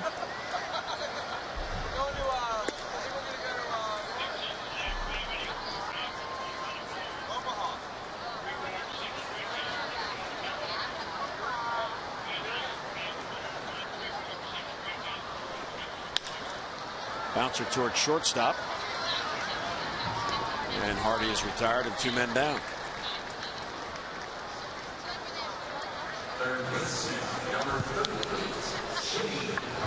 Escobar has been a busy man tonight. He's played well. Andrew Miller getting loose, so maybe Tommy Hunter won't go 2 innings. Andrew Miller's getting loose. The righty-lefty switch hitter coming up for Minnesota in the 7th. And here is Jimmy Paredes. The switch hitter will bat right. He doubled the drive in the Orioles run in the 4th. That was the inning the Orioles had a chance to really get to Gibson. They had a run in and 2nd and 3rd and nobody out and could not score another run. Roller up the 3rd base line.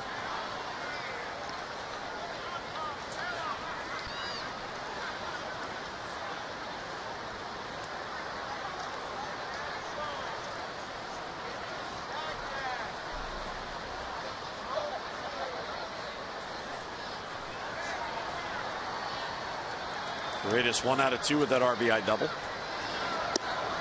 Swings through an off-speed pitch. Pretty good changeup. An aggressive cut on the first pitch fastball, and pulls the string on the change with good location down and away.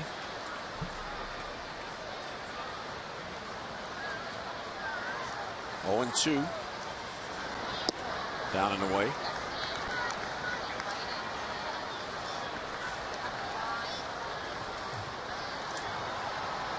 This game is an example of why Buck Showalter almost every day in his daily meeting with the media reminds everybody that just because this happened yesterday, it may not happen tomorrow. Deep left center field. That ball's got carry. Back it goes. It's gone! It got out of here for Paredes. And the Orioles have the lead back at 2-1. Down in the count. He got it, and he hits it out. And Donna Colbert, our Maryland Lottery contestant of the game, has just won another $500.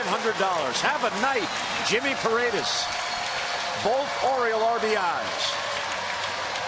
Wow, Paredes show here tonight, picking up the big double from the left side, and here his first home run as an Oriole from the right side. So the Orioles have the lead back at 2-1. And here's Nick Hundley. Take a look at Paredes' swing here. The slider down in the zone. And look at that great extension. Wow, he goes down and gets it, squares it up on the good part of the bat, and gets the good carry. Nice way to start his Orioles career. Yeah, so down in the count, and he got one and hits it out.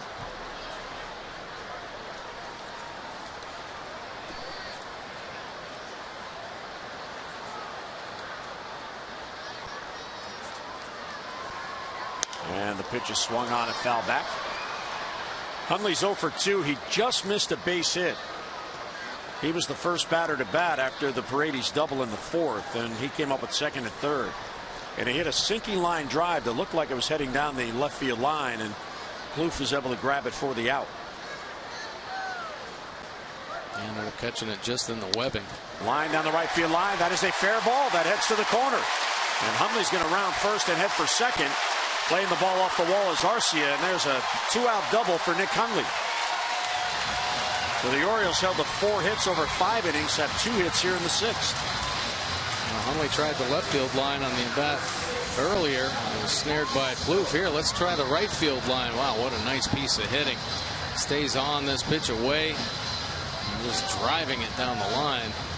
Easy double for Nick Hundley. Nice approach. 7th double of the season. So Hundley in scoring position with 2 down. And Jonathan Scope with a chance. Another chance. He struck out in the 4th with the runners at 2nd and 3rd.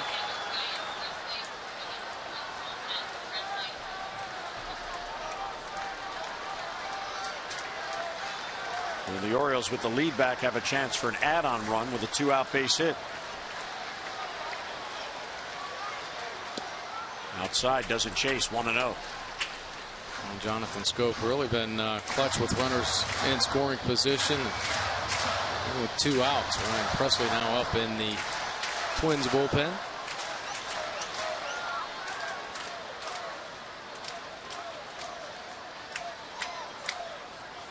1-0 is outside, ball 2. Jonathan, one of the few hitters in the major leagues, does not wear the batting gloves. He likes the feel of the bat on his hands. So he has the tape there down where he grips the bat, but no batting gloves. And it doesn't matter how cold or how warm it is.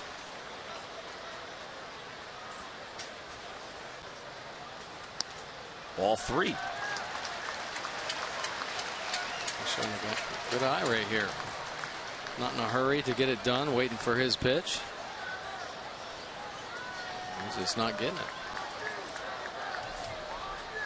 One close, trying to work him away, and then the third pitch down in the zone.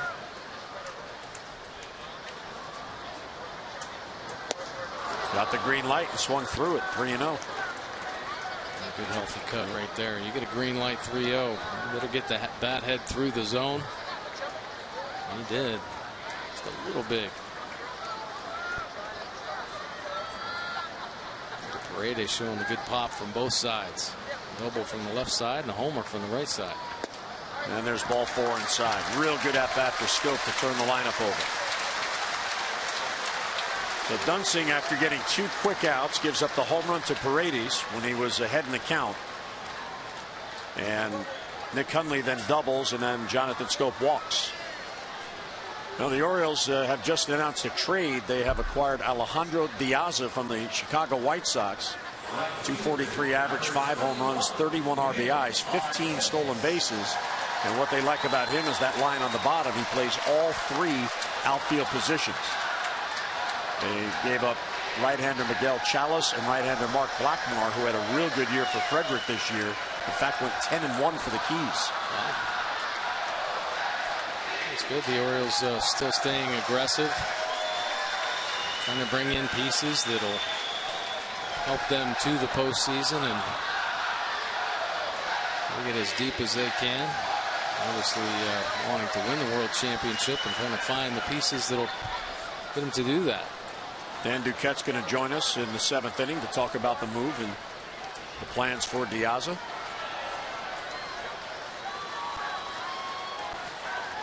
You know, now it kind of makes sense. Buck Showalter was asked before the game about, well, how are you going to get Chen on the roster? And he said, well, there are several possibilities of what might happen by tomorrow. And now we know. Right. The Diaz trade was in the stages of being finalized, I guess. So here's Markakis, who is 0 for 3 on the night. He's got first and second and 2 down. And it's outside, 1-0.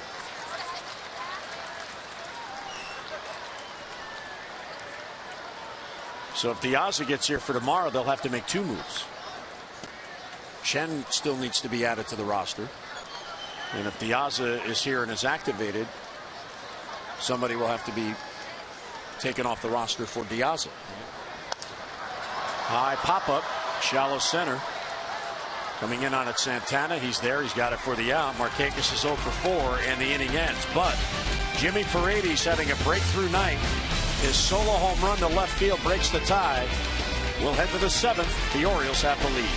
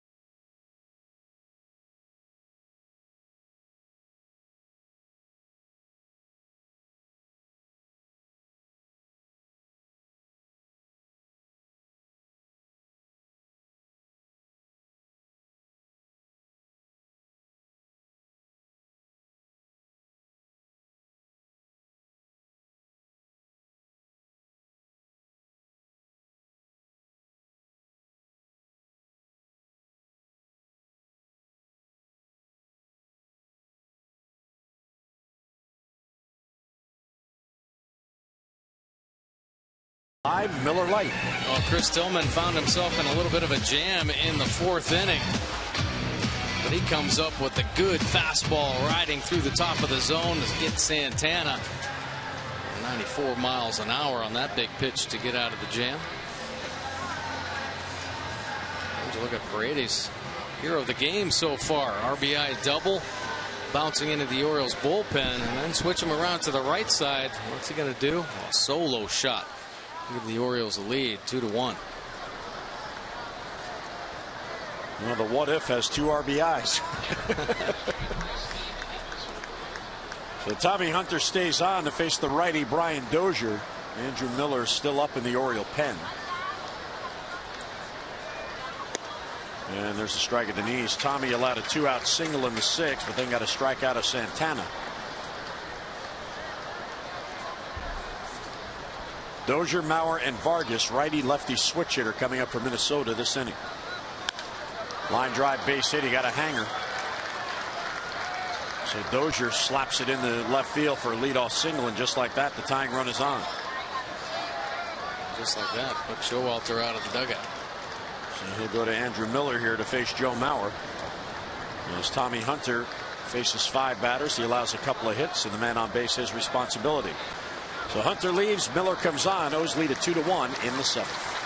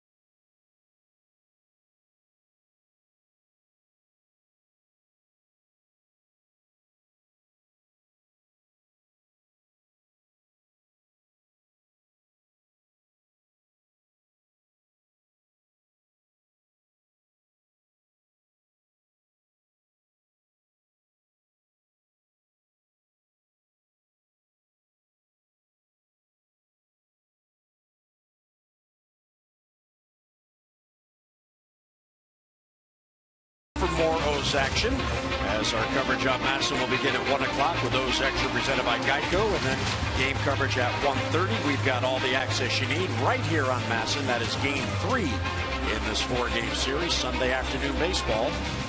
And Andrew Miller now on for the O's. Yeah, take a look at Andrew Miller's pitch arsenal. Fastball 59%. That's a good one, 94, 95 miles an hour, and then that sweeping slider. 2 pitches, great success. 2.03 earned run average, 83 strikeouts, just the 16 walks. Both lefties and righties struggling. Lefties at 148, righties just 157 off Miller. Dozier is a stolen base threat. That's good. That's really good. 28 of 30 this season, 93%.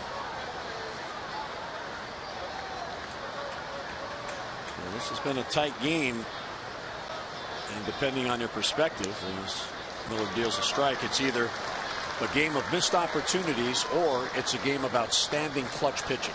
Yeah, exactly. I think that's the way you look at it. The Orioles pitchers have been incredible at minimizing the damage, and we've seen Chris Tillman sharper, but he did really the most with what he had tonight and came up with huge pitches and some tough jams. Well, that gets by Hundley, and that allows the tying run to get to second base.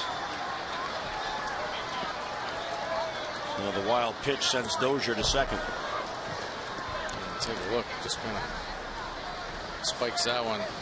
Tough for Hundley to handle there. Hardly got leather on. Dozier talking to J.J. Hardy.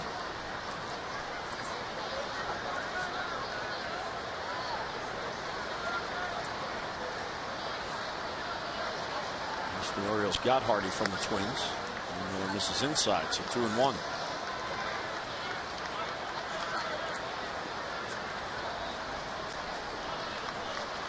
Andrew Miller's been on a roll. He's only allowed 1 run as an Oriole.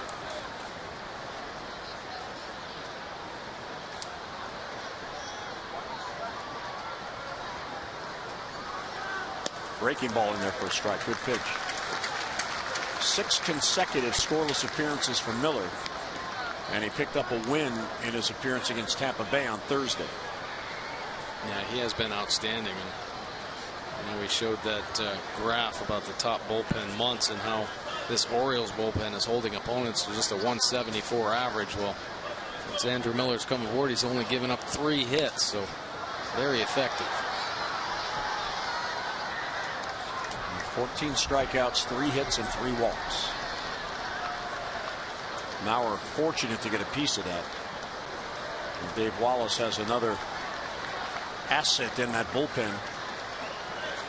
Buck Showalter tonight brings him on in the 7th inning. Of course, Darren O'Day is rested. He would be available to pitch the 8th. And Miller has the stuff to get lefties and righties out, which makes him even more valuable. Line drive, base hit left field. That's going to tie the game. Cruz was way over towards the line, and here's Dozier to score. So the inherited runner comes in. The wild pitch was huge, and Mauer delivers. We are tied at 2 in the 7th.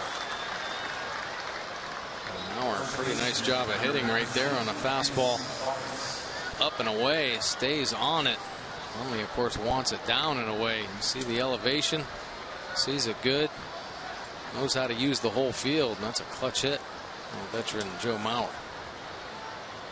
So the leadoff single, but the wild pitch is what really hurt. That got Dozier to second base. Still nobody out. Here's Vargas. That run will be charged to Tommy Hunter. Fastball for a strike.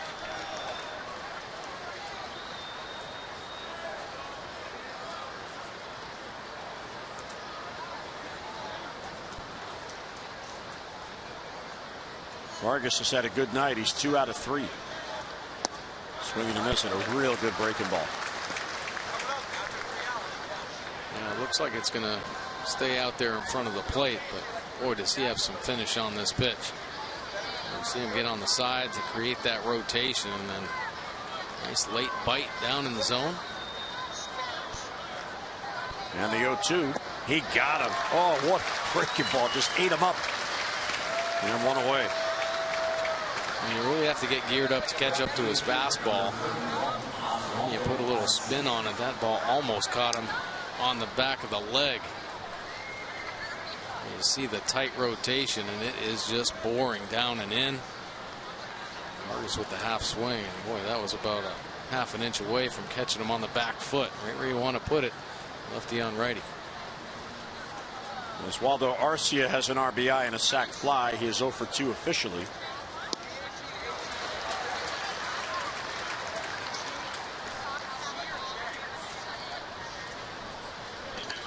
Burton is getting loose. Jared Burton.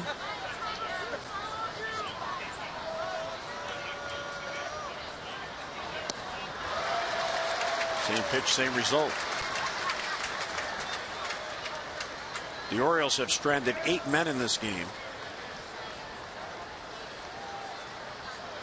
So they've had chances to add to their run total, as have Minnesota.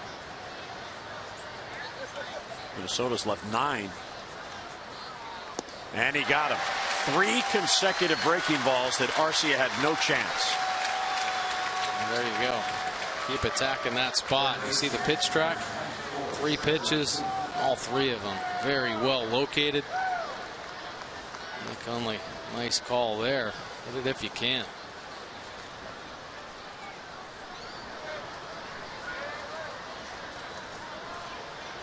Here's Plouffe. 1 out of 3 with a single.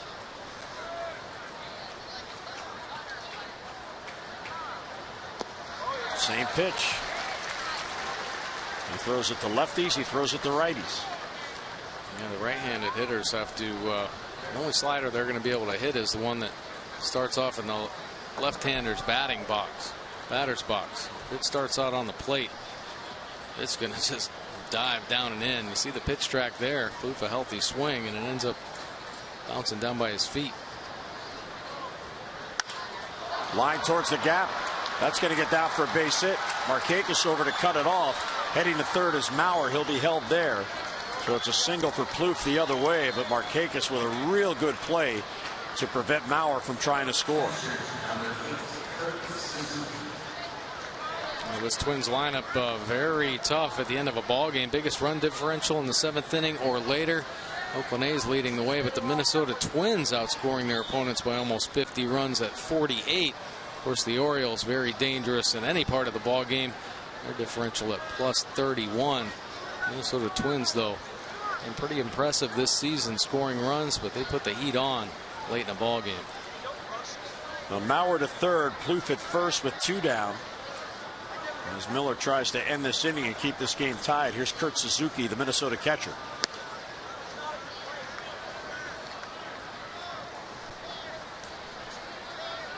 Suzuki is 1 out of 3. He doubled in his first at bat in the 2nd inning. And Miller allows an inherited runner to score, and he's put 2 on himself. Breaking balls outside. 2-0. Almost got that outside corner. Suzuki a solid season, hitting .294, but runners in scoring position. 326, 49 RBI.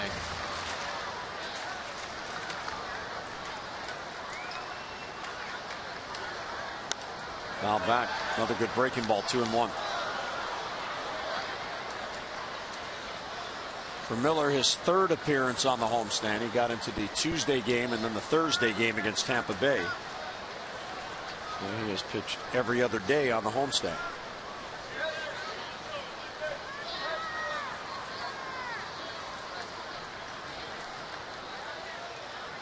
First and third, 2 down, and 2-1 the count. Foul back, 2-2. Pretty good cut right there by Suzuki. That breaking ball staying up in the zone.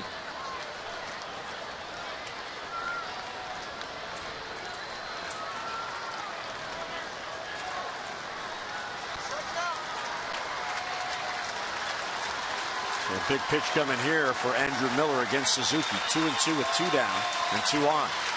And he struck him out, an off-speed breaking ball.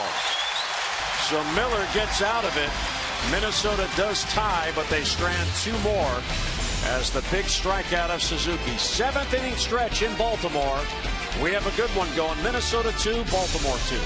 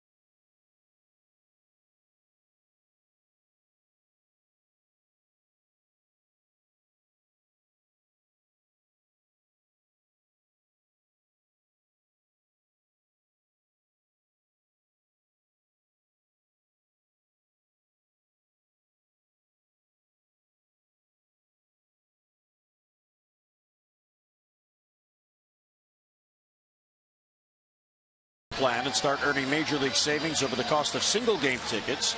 If you pay your deposit for 2015 now, you are eligible to purchase 2014 postseason tickets before the general public. Earn priority access to the hottest tickets in town and save on 2015 games as well. To place your deposit, visit Orioles.com/postseason today. And here's how the postseason picture is shaping up. Updated AL East standings. Yankees lost at Toronto this afternoon 2-0. So they at the moment are 7.5 back. An Oriole win here, they'll fall 8 off the pace. And the Blue Jays would go back to 10.5 out. Toronto with that win improving to 68 and 67. So the Orioles with a chance to put another game between them and the Yankees for the top spot. And here is Jared Burton. And Jared Burton, take a look at his pitch arsenal. That fastball at 50% of the time. Has, of course, the 2-seamer and 4-seamer. High 80s, low 90s with that pitch. Breaking ball, it's a slider. And the changeup 35% of the time. Likes that pitch. 57 games this season. 4.19 earned run average. Some problems with command early on in the season with the walks. Opponents hitting .245 on the year. Lefties .232. They'll face Delman Young, who will take a strike. Adam Jones and Nelson Cruz will follow. Delman is 1 out of 2 plus a walk.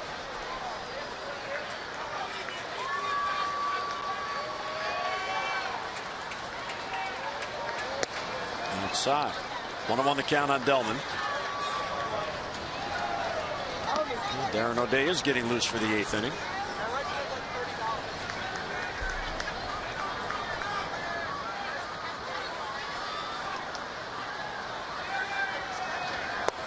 And another good take by Delman. Delman is an interesting hitter, Mike. He has the reputation of being a hacker, free swinger, and I guess for the most part he is.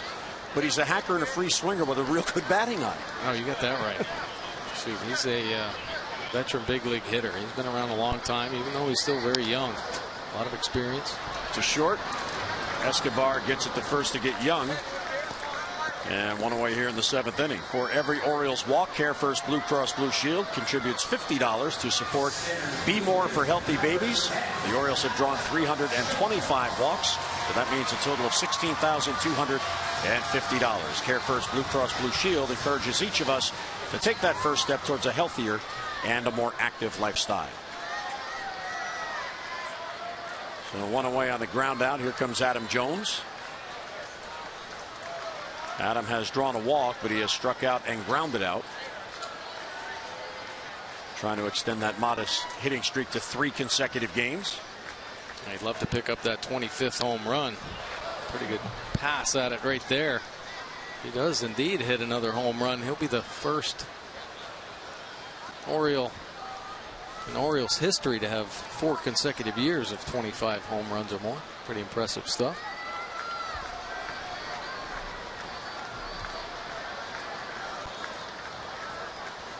Now Burton, the 3rd pitcher brought on by Minnesota. And a big healthy cut, and he missed it 0-2. Orioles have struck out 6 times in this game, all 6 of those by the starter Gibson. Dunsing allowed a run on 2 hits in the 7th, also walked the batter. Those are trying to win their 3rd straight and go 5-1 on the homestand and get 22 games above 500.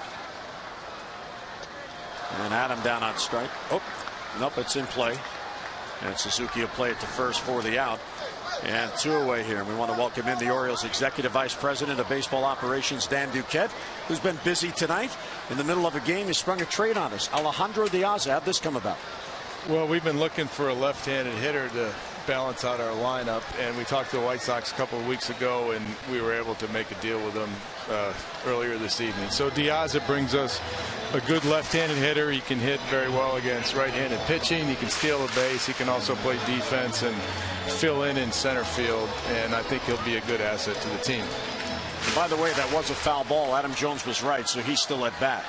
Now, when will he get here? And if it's tomorrow, how do you get him on the roster? Well, I think he's going to be here tomorrow, and we'll answer that question when he gets here. You know, just a couple of 100,000 people watching right now. We can sneak it in. Well, anything that we do with our roster, we can expand to 40 on the 1st.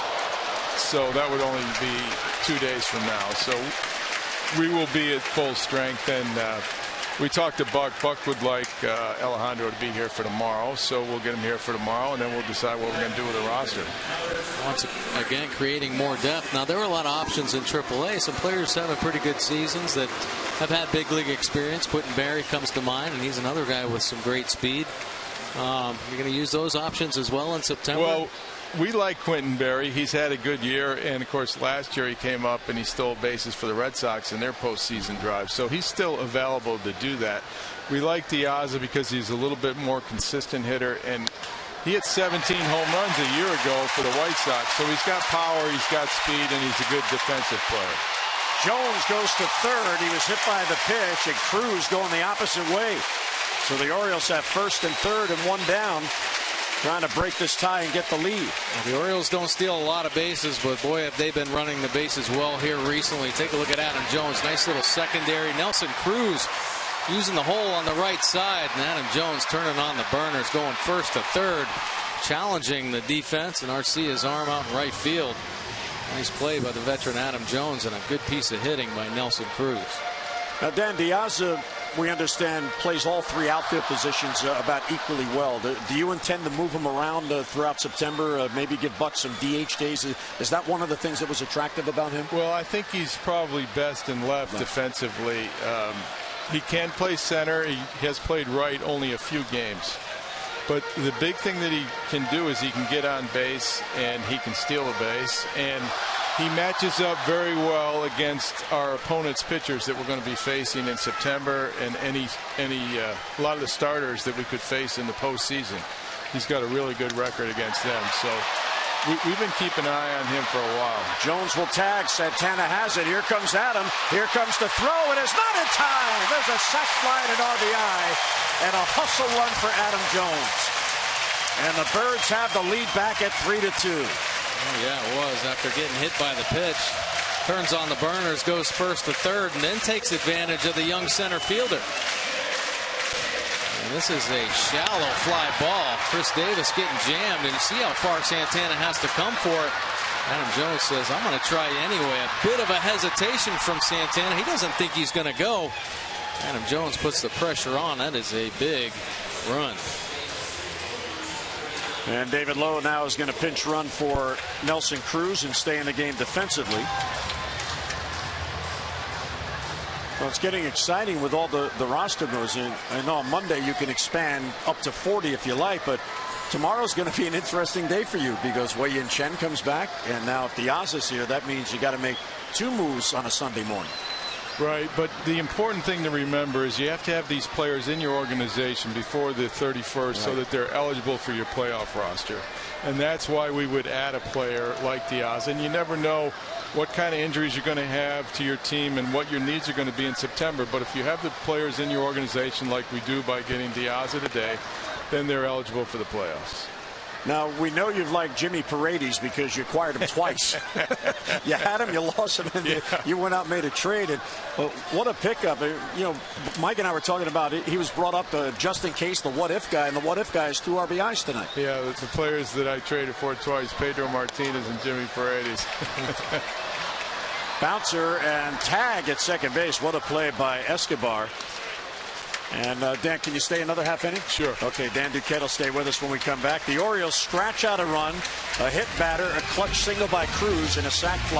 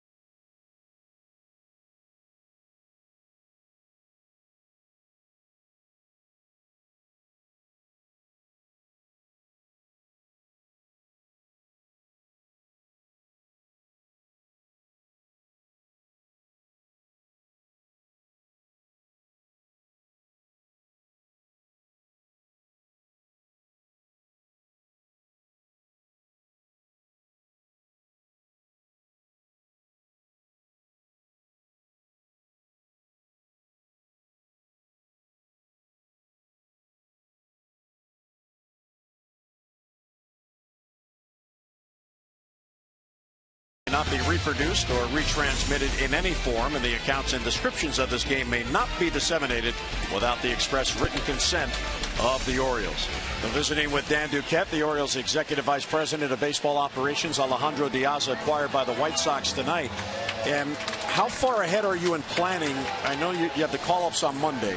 And will they come in all at once, or will it be, guys down in Tampa or in Sarasota trying to keep in shape? How are you going to do that? We're coming in waves. we picked up Jimmy Paredes. He made a contribution, and hopefully Diaz will make a contribution. And then we'll get a couple of players here for Monday, and then we're going to put together a taxi squad to go to Sarasota so that they're available later in the month to help the ball club.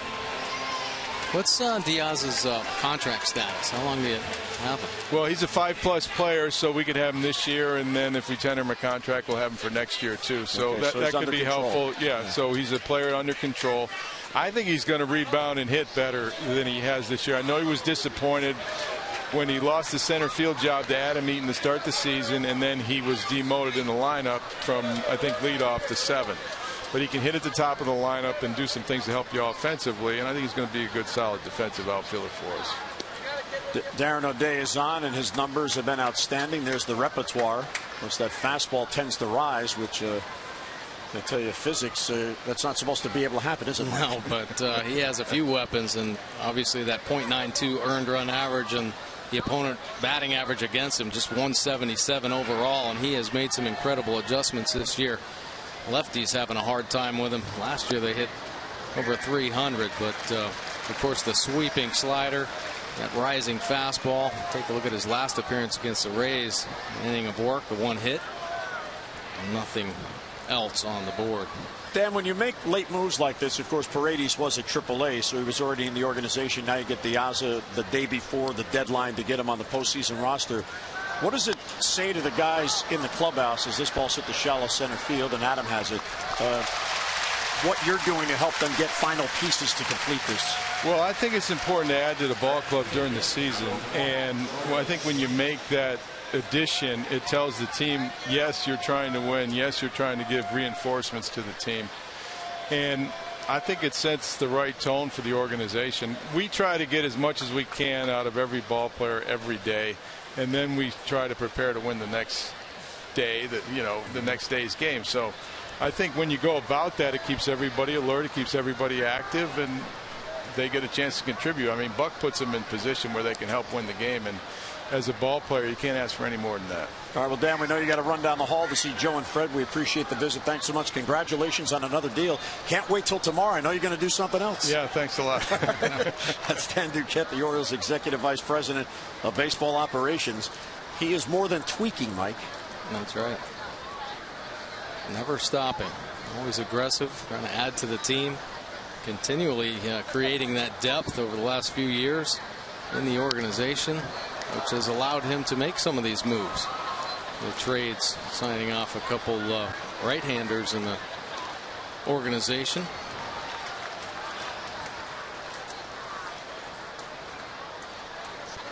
So Buck will now have another player to his availability to put in the lineup.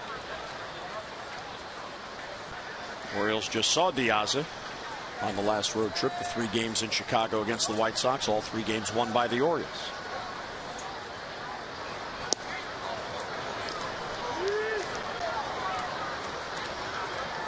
O'Day gets the first out, and he's 2-1 on Schaefer.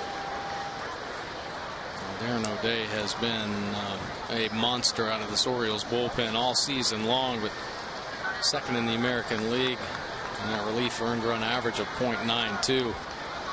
He's only allowed 1 earned run in his last 26 games. Pretty impressive back end of this Orioles bullpen.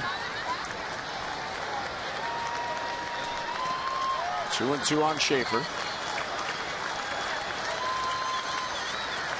Now Diaz did play in the White Sox first game today. They had that day-night doubleheader going on with the Tigers. White Sox won the opener 6-3 as Schaefer pops it up. Here comes Adam. Here comes Lowe. Lowe's going to make the call on the catch, and 2 men down. He had a real good angle, so Adam stopped and let him have it. Diaz in that game went 0 for 4 with a couple of strikeouts, and then the trade completed. You see Presley and Casey Fiend getting loose.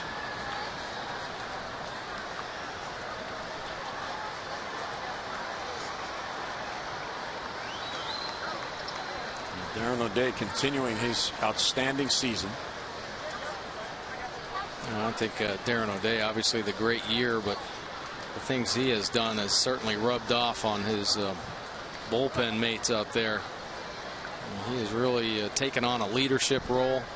Nice talk with him today about one of the things that happened down in the bullpen, and he says it's all just about the chemistry, you know, kind of opening up, letting people feel relaxed, talking not just about baseball but other things.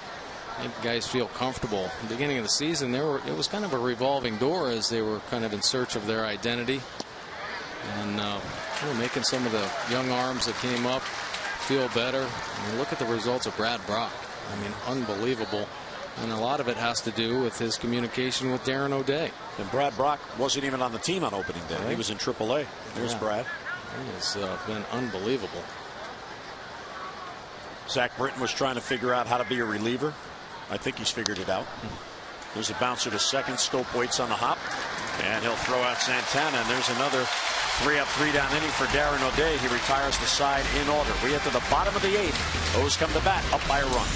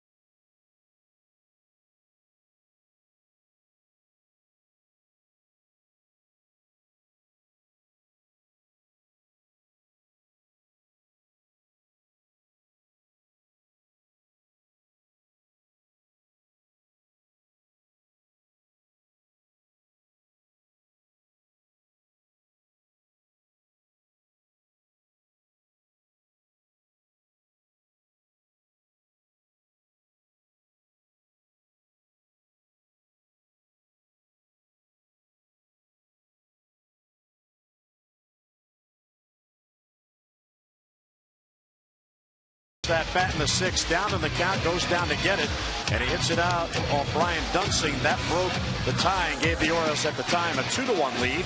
The drive of the game is brought to you by Lexus of Towson, the area's #1 Lexus dealer. Come see why at lexusoftowson.com.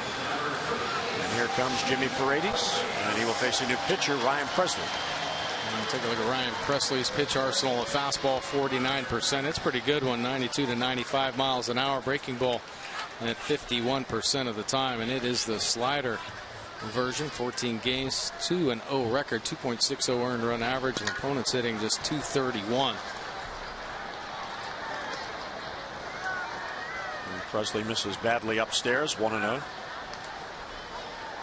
So he pitched against the Royals on Thursday, 2 2/3 of an inning, gave up an earned run. It's the nice line tonight. 2 for 3, solo home run, double, a couple RBIs.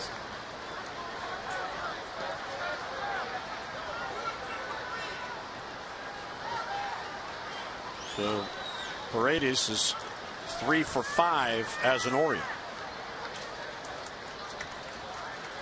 And he's only in there because Steve Pearce is sitting out with the abdominal strain. Now when Presley was warming up, he slipped. And his ankle. Yeah, a stumble there. And then he grabbed his leg. Yeah. All kinds of things going on there. Bounce to first. That's a fair ball. Vargas plays the hop. And he'll get to the bag and 1 away. Moved pretty well there to cover first base, but Vargas takes it himself, so guess that seems okay. Minnesota in the ninth will have 2, 3, and 4 up. Dozier, Mauer, and Vargas in what is a 1-run game.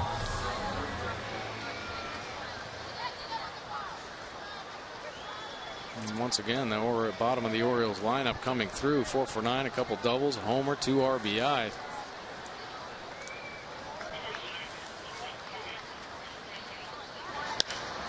Off the end of the bat to center field, and that falls in front of Santana for a base hit. Nick Hundley has a 2-hit game.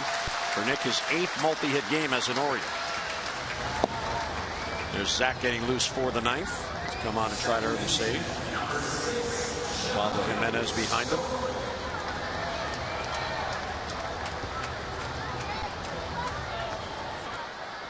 And here's Jonathan Scope.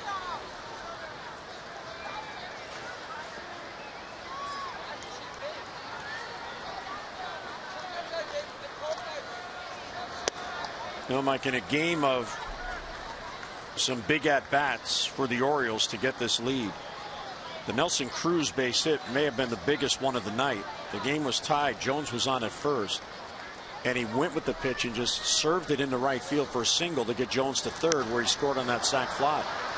Without that base hit, Jones is not in position to score, and the Orioles would not have taken the lead. Well, it was obviously a huge hit in the ball game, but what an impressive approach Nelson Cruz had. 3 strikeouts in a row to start the ball game, and then he says, well, I'm just going to back a ball up and go the other way. And it seemed almost at will, picking up that base hit. And Adam Jones with the big hustle on the third base. So that is a great at bat and a real good adjustment from the veteran hitter. Here's Nick Markakis, who is 0 for 4. And is now 4 for 27 on the homestand. So he is due for a hit.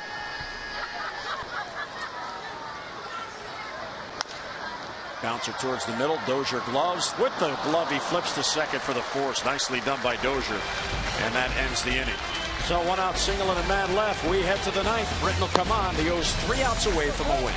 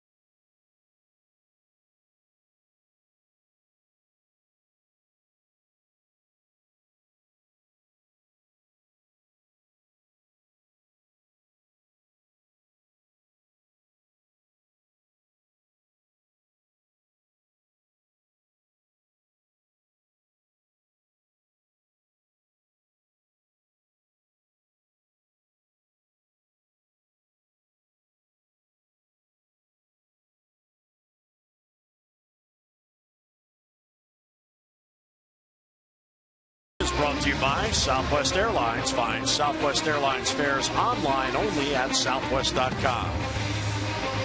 A tight game, a 3-2 game after the Orioles won 9-1 last night. 9th inning, Ryan Flaherty comes on.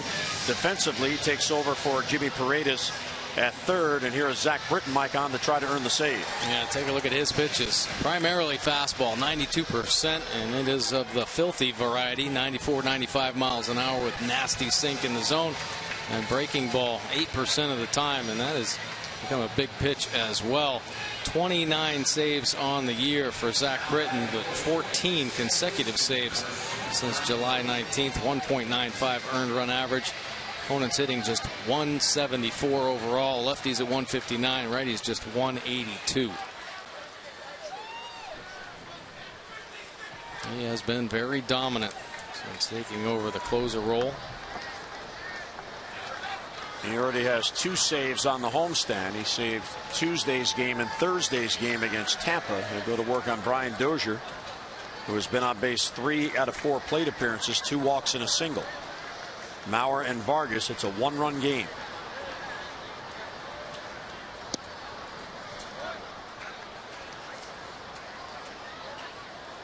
Britton has 5 consecutive scoreless appearances going. And in that span, 4 of them were save situations, and he earned the save in all 4.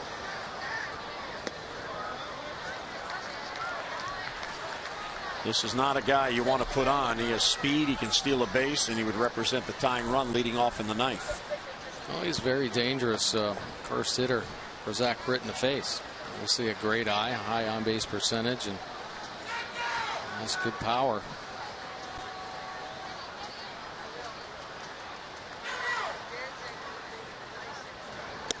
And a strike in the outside corner as Dozier took.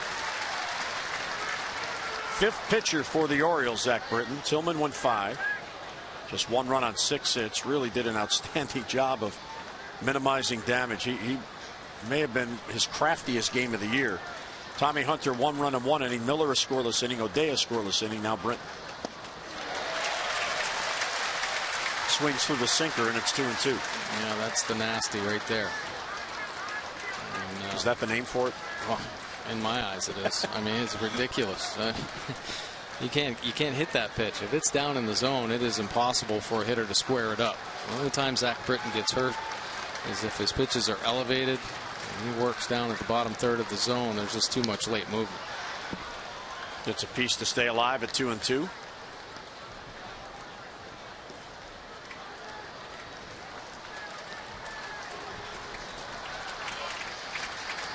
In 17 games since that July 18th game Mike talked about, Zach has 14 saves and a 2.20 ERA.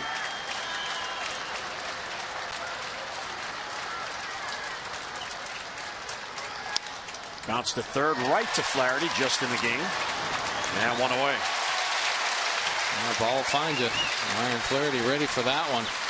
And playing in, not a lot of hard contact down the third base off Zach Britton, so Bobby Dickerson brings that third baseman in a little tighter. Flaherty ready for that little chopper. Well, Flaherty hasn't started a game since August 16th in Cleveland, but he's always ready, he's always available, and he's in these tight games because of the quality of his defense. Yeah, that's of the Gold Glove variety. Anywhere you put him on the field. Paredes with Bud Norris on the Oriole bench. Here's Joe Mauer, who tied the game in the 7th with an RBI single. He'll take a strike.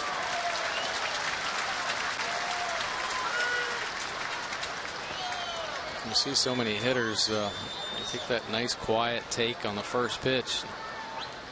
With that short arm effect that Zach Britton has and the velocity, it gets on a hitter a lot faster than they're accustomed to seeing, and I think they have a double take and they kind of adjust their approach a little bit. Well, went to the breaking ball and gets ahead 0-2. Now this pitch has come up big for Zach Britton here lately. He's used it a little bit more, and here great location as it works itself off the plate.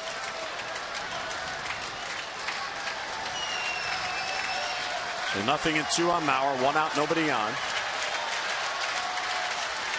And he struck him out. Another breaking ball, and Mauer couldn't reach it. With 2 down in the 9th. Yeah, a little bit harder, better location down in the zone. Now all the hitters have to gear up to try to catch up to the heat. Well, this is a hard slider, and it is located very well. Mauer starts the swing a little too soon. By the time you recognize that slider spin, it's over. 30,322 coming to their feet in anticipation of the final out. Here's Kenneth Vargas, and he is a home run threat.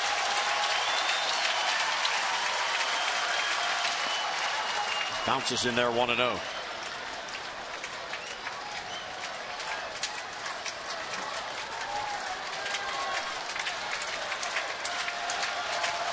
Vargas has singled twice. He has grounded out. He has struck out.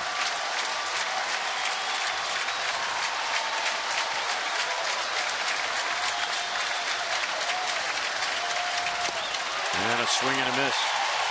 Well, Minnesota came into this series scoring all kinds of runs. They won 11-5 in Kansas City on Thursday night. Their third game in the last week in which they scored 10 or more runs, and the Oriole pitching has held them to 3 runs in the first 2 games to this point. Swing and a miss. And Zach Britton's becoming so good at locating his fastball. I think at the start of the season, Dave Wallace and Dom Cheetah were saying, just throw your fastball down the middle of the plate. Well, now he's working the edges and letting it work. That 95-mile-an-hour fastball is tailing off the outside corner. And the 1-2, and he struck him out, and the Orioles win. And the Birds go 8 games up on New York in the AL East. A 3-up, 3-down 9th inning. Adam Jones with his hustle, getting the third on the single by Cruz and scoring the go-ahead run on the shallow sac fly by Chris Davis. Big night for Jimmy Paredes, big night for the Orioles. Final score in Baltimore, the Orioles win it 3-2.